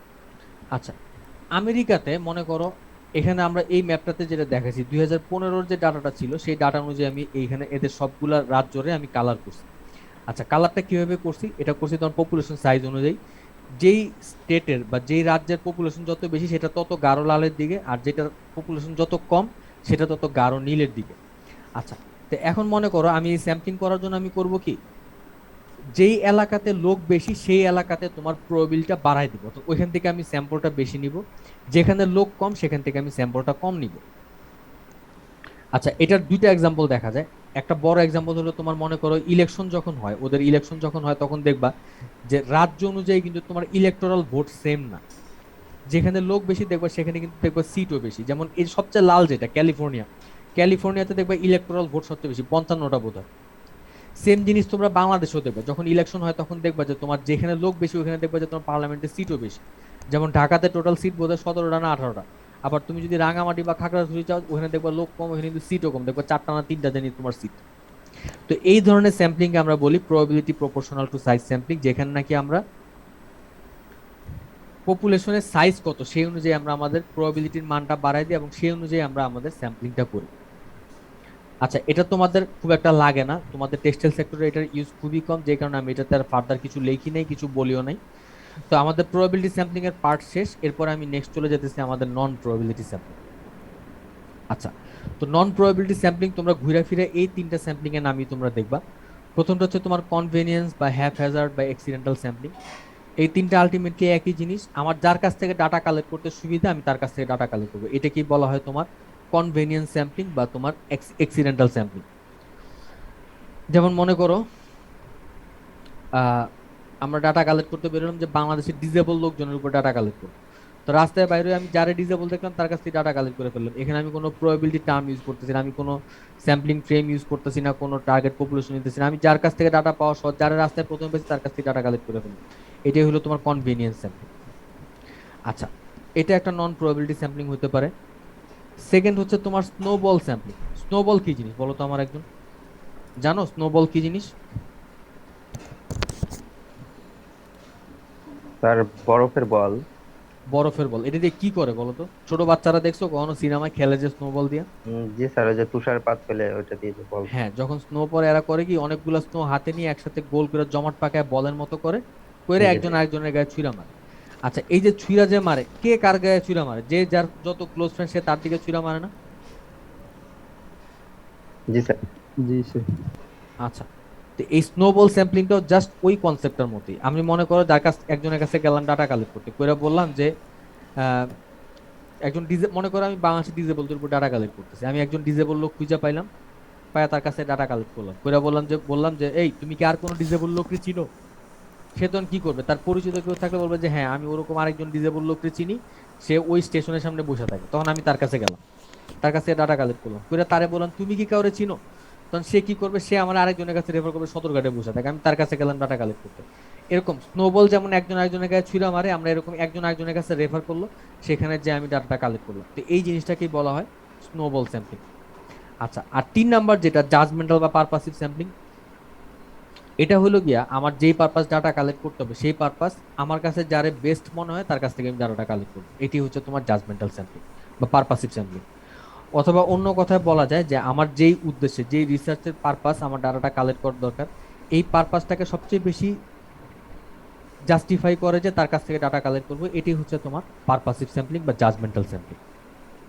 আচ্ছা, তো এই তিনটা স্যাম্পলিং এর বাইরে আরেকটা নন প্রবাবিলিটি স্যাম্পলিং হইতে পারে, যেটাকে আমি বলি নেটওয়ার্ক স্যাম্পলিং। নেটওয়ার্ক স্যাম্পলিং জিনিসটা কি? এই জিনিসটা কাজ করে হচ্ছে তোমার রেয়ার ইভেন্টের জন্য। একটা এক্সাম্পল দিই, বাংলাদেশে 5-6 বছর আগে একটা লোকের কথা পেপারে আসছিল না, বৃক্ষ মানব, মনে পড়ে? ওই যে হাত পা শুকায় গাছের মতো হয়ে যেতেছিল। জি স্যার, জি স্যার। আচ্ছা, এটা কিন্তু খুব রেয়ার একটা রোগ। তো এরকম তোমাদেরকে যদি বলে যে এরকম একটা রেয়ার রোগের উপর একটা কাজ করতে বলে, একটা রেয়ার জিনিসের উপর কাজ করতে বলে, এদের জন্য কিন্তু আসলে পপুলেশন পাইবা না, টার্গেট পপুলেশন পাওয়া তো আরো পরের কথা। তো এদের জন্য তুমি ডাটা কালেক্ট করবা কেমন?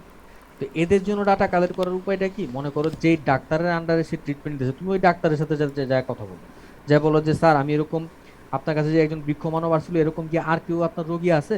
আমি তার কাছ থেকে ডাটা কালেক্ট করতে চাই। তো এরা কিন্তু জানে যে এরকম আর কেউ আছে কিনা। তখন তুমি তার নেটওয়ার্কে, তার থ্রুতে তুমি এরকম রোগী যারা আছে এদের সবার ঠিকানা নিয়ে যে ডাটা কালেক্ট করলা, এই নেটওয়ার্কের থ্রুতে যে তুমি ডাটাটা কালেক্ট করলে, এই জন্য এটাকে বলা হয় নেটওয়ার্ক স্যাম্পলিং। এবং আমার হিসাবে যত নন প্রবাবিলিটি স্যাম্পলিং আছে আমার মতে, এবং আমার মনে আরো অনেক স্ট্যাটিস্টিশিয়ান আমার সাথে একমত হবে, একমাত্র এই নেটওয়ার্ক স্যাম্পলিংটাই কিছুটা জাস্টিফাইড। এটাই শুধুমাত্র ইউজ করার কিছু কারণ আছে, কারণ যখন নাকি আমি রেয়ার ইভেন্ট নিয়ে কাজ করব তখন ডাটাই পাওয়া যায় না। হয়তো সারা দুনিয়াতে এরকম 5 জন রোগী আছে, এর বেলায় কিন্তু প্রবাবিলিটি স্যাম্পলিং করার কিছু নাই। তো এরকম ক্ষেত্রে আমার আমার নন প্রবাবিলিটি স্যাম্পলিং ছাড়া কোনো উপায় থাকে না, এবং সেই কারণে নেটওয়ার্ক স্যাম্পলিংটা এই ক্ষেত্রে খুব একটা ভালো রেজাল্ট দেয়। এরকম রেয়ার ইভেন্টের বেলায় নেটওয়ার্ক স্যাম্পলিংটা ভালো রেজাল্ট দেয়। আদারওয়াইজ নন প্রবাবিলিটি স্যাম্পলিং ইউজ করার কোনো জাস্টিফাইড কারণ নাই।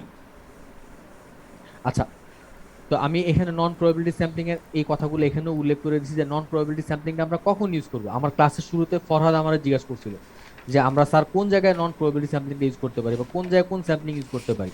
তা আমি এখানে বলে দিছি নন প্রবাবিলিটি স্যাম্পলিংটা শুধুমাত্র 2 জায়গায় ইউজ করা জাস্টিফাইড।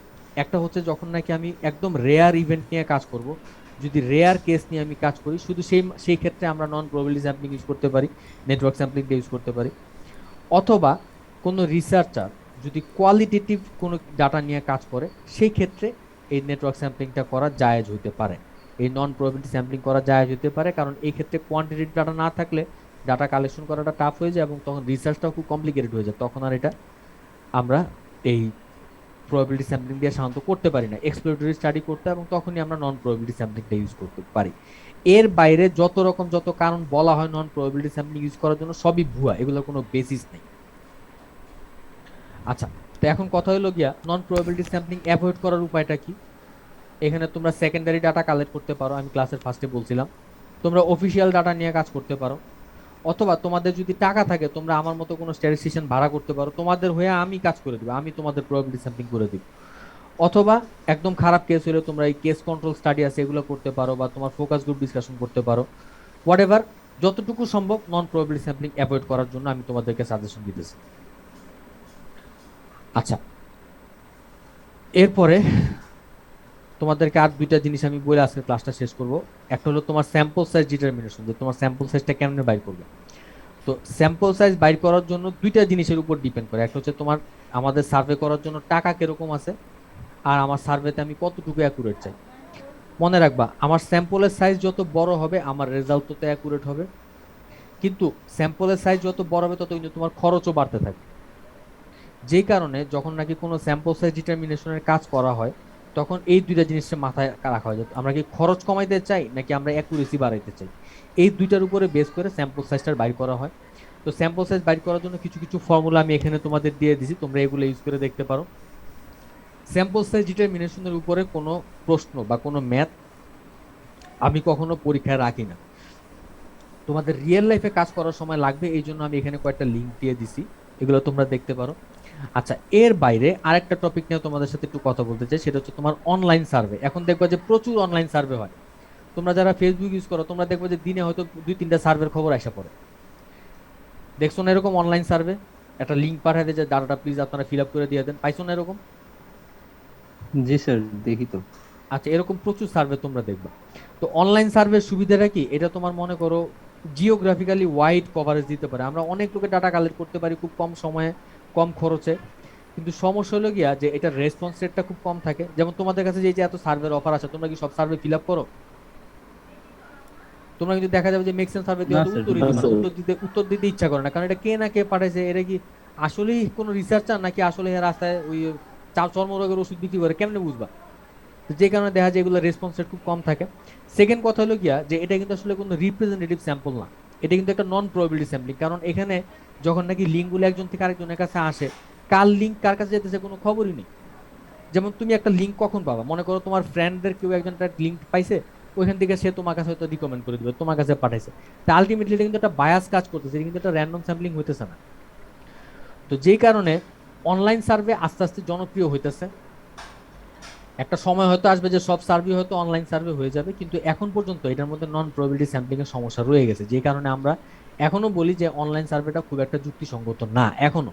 তবে এটা কখন অ্যাপ্রোপ্রিয়েট হতে পারে, যখন নাকি কোনো ডাটা সায়েন্টিস্ট একটা নন প্রবাবিলিটি স্যাম্পলিং ডিজাইন করে, একটা অনলাইন সার্ভে ডিজাইন করে, তখন কিন্তু সে এটার মধ্যে প্রপার ওয়েতে প্রবাবিলিটি ডিফাইন করে নেয়। কাজে তখন দেখা যায় কি যে যার কাছ থেকে ডাটাটা কালেক্ট করা হয়েছে সে প্রপারলি তার কাছ থেকে ডাটা কালেক্ট করার কথা, একজন ডাটা সায়েন্টিস্ট সেটা এনশিওর করে দেয়, এবং দেখা যায় যে তখন অনলাইন সার্ভেটা খুব ফ্রুটফুল একটা সার্ভে হয়। আদারওয়াইজ অনলাইন সার্ভেটা এখনো খুব একটা জাস্টিফাইড না। আচ্ছা, তো আমার আজকের ক্লাসটা এখানেই শেষ। আমি তোমাদের কিছু রেফারেন্স দিয়ে দিছি, অনেকগুলো লিঙ্কও আছে আমার এই পিডিএফ ফাইলে, তোমরা এগুলো ঘাটে আরো ডিটেলস জানতে পারবা। আর এর বাইরে তোমাদেরকে আমি একটা ছোট হোমওয়ার্ক দিয়ে দিছি। এই হোমওয়ার্কটাতে আমি তোমাদেরকে 5টা প্রবলেম দিয়ে দিছি। তোমরা এই 5টা প্রবলেমের জন্য আমারে বলবা যে কোন স্যাম্পলিং টেকনিকটা সবচেয়ে ভালো কাজে দিবে। এবং খেয়াল রাখবা, আমি তোমাদের কাছে সারা কাছে যেটা বললাম যে প্রবাবিলিটি স্যাম্পলিংটা আমরা সবসময় প্রেফার করব একমাত্র যেখানে নাকি একদম না করলে না, ওই যে রেয়ার ডিজিজ বা পপুলেশন খুবই ছোট পাওয়াই যায় না, এরকম ক্ষেত্রে হয়তো তুমি নন প্রবাবিলিটি স্যাম্পলিং করতে পারো। যেমন এই যে 5 নাম্বারটা, এখানে ওই যে তোমার এই বৃক্ষ মানবের রোগের কথাটা বলে দিছি, এ তো ক্লাসেই তোমাদের বলছি, এই ক্ষেত্রে তোমার নেটওয়ার্ক স্যাম্পলিং করা ছাড়া কোনো উপায় থাকবে না। তো তোমরা এখানে নেটওয়ার্ক স্যাম্পলিংটা লিখবা, এছাড়া বাকি সব জায়গায় তোমরা প্রবাবিলিটি স্যাম্পলিং করাটা চেষ্টা করবা। আমি কি কিছুটা বুঝাইতে পারছি স্যাম্পলিং টেকনিক টপিকটা? জি স্যার, বুঝতে পারছি। আচ্ছা, আমি তোমাদেরকে স্লাইডগুলো এখনই পাঠিয়ে দিতেছি। আমি সরি, তোমাদের আজকে অনেকদিন পরে একটা ক্লাস শুরু করে একটা ঝড় চলে গেছে তোমাদের উপরে। তো আমার নেক্সট 2টা ক্লাসও 2 ঘন্টার ক্লাসই হবে, এবং আর 2টা ক্লাস নেওয়ার পর আমার সিলেবাসই শেষ হয়ে যাবে। তো ইনশাল্লাহ আগামী বুধবার দিন আবার দেখা হবে তোমাদের সাথে। তো তোমরা ভালো থেকো। আর এই হোমওয়ার্কটা তোমরা আমারে কইরা আমাকে তো গেলে মেইলে লিখে দিও, তোমরা জাস্ট তোমাদের আইডি গুলো লেখা মেইলেই বলে দিও যে কোনটা কি আনসার, আমি চেক করে তোমাদের ফিডব্যাক পাঠিয়ে দিব যেটা আনসারটা কি হওয়া উচিত ছিল। ঠিক আছে স্যার? এক্সামে স্যার কি আসবে স্যার, কেমনে আসবে স্যার, একটু যদি বলতেন। বাবারে, তোমাকে এক্সাম কি হবে এখনো তো আমাদের বলেই না এক্সামটা কেমনে হবে। যখন সময় আমি এক্সামের আগে আমি আর কাউসার স্যার কথা বলে তোমাদের জানাবো যে এক্সামটা কি হইতে পারে। স্যার আর এমসিকিউ এখান থেকে স্যার কি আসবে স্যার, এটাও তো বুঝতেছি না, যদি আসে আর কি। এমসিকিউ আসলে কি আসবে? জি স্যার, একটু যদি एग्जांपल দিতেন।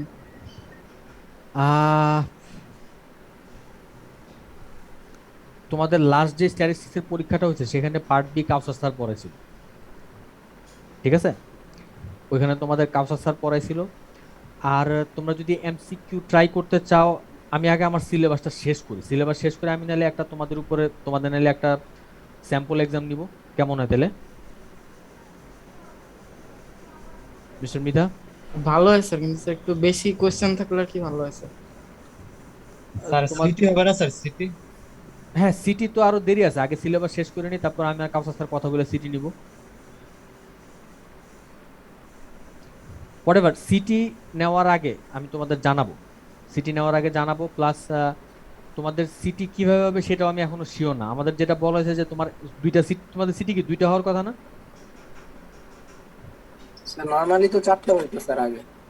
নরমালি তো 4টা হইতো, কিন্তু তোমার এই লাস্ট যে পরীক্ষাটা হয়েছে এরা যে সিটি দিছে, এদের সিটি হয়েছে তোমার 2টা।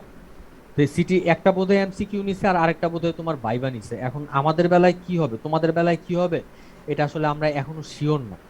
আর একটু কনফার্ম হয়ে আমি তোমাদের জানাই, কারণ আমি মনে করো একটা সিটি আমি আর কাউসার স্যার নিয়ে ফেললাম, কিন্তু নেওয়ার পরে যদি ইউনিভার্সিটি অন্য কোনো নিয়ম করে তাহলে কিন্তু তোমাদের সময় নষ্ট হবে অনেক অহেতুক। কাজে আমি আমার মনে আর একটু শিওর হয়ে নেওয়াটাই মনে ভালো। ইন দ্য মিন টাইম তোমরা যেমনে পড়তেছিলা পড়তে থাকো, আজকে যে হোমওয়ার্কটা আছে এই হোমওয়ার্কটা সলভ করে আমারে জানাও। আর তারপরে তোমাদের পরীক্ষার আগে অবশ্যই একটা অন টেস্ট একটা সিটি আমরা নিব, এমসিকিউ পরীক্ষা একটা নিব, আমরা অবশ্যই নিব ইনশাল্লাহ। ঠিক আছে? ওকে স্যার, ইনশাল্লাহ। আচ্ছা, ভালো থেকো, ইনশাল্লাহ আগামী বুধবার দিন আবার দেখা হবে। আজকে এখানেই শেষ করতেছি, ভালো থেকো, হ্যাঁ, আল্লাহ হাফেজ। ওকে স্যার, আসসালামু আলাইকুম। ওয়ালাইকুম আসসালাম।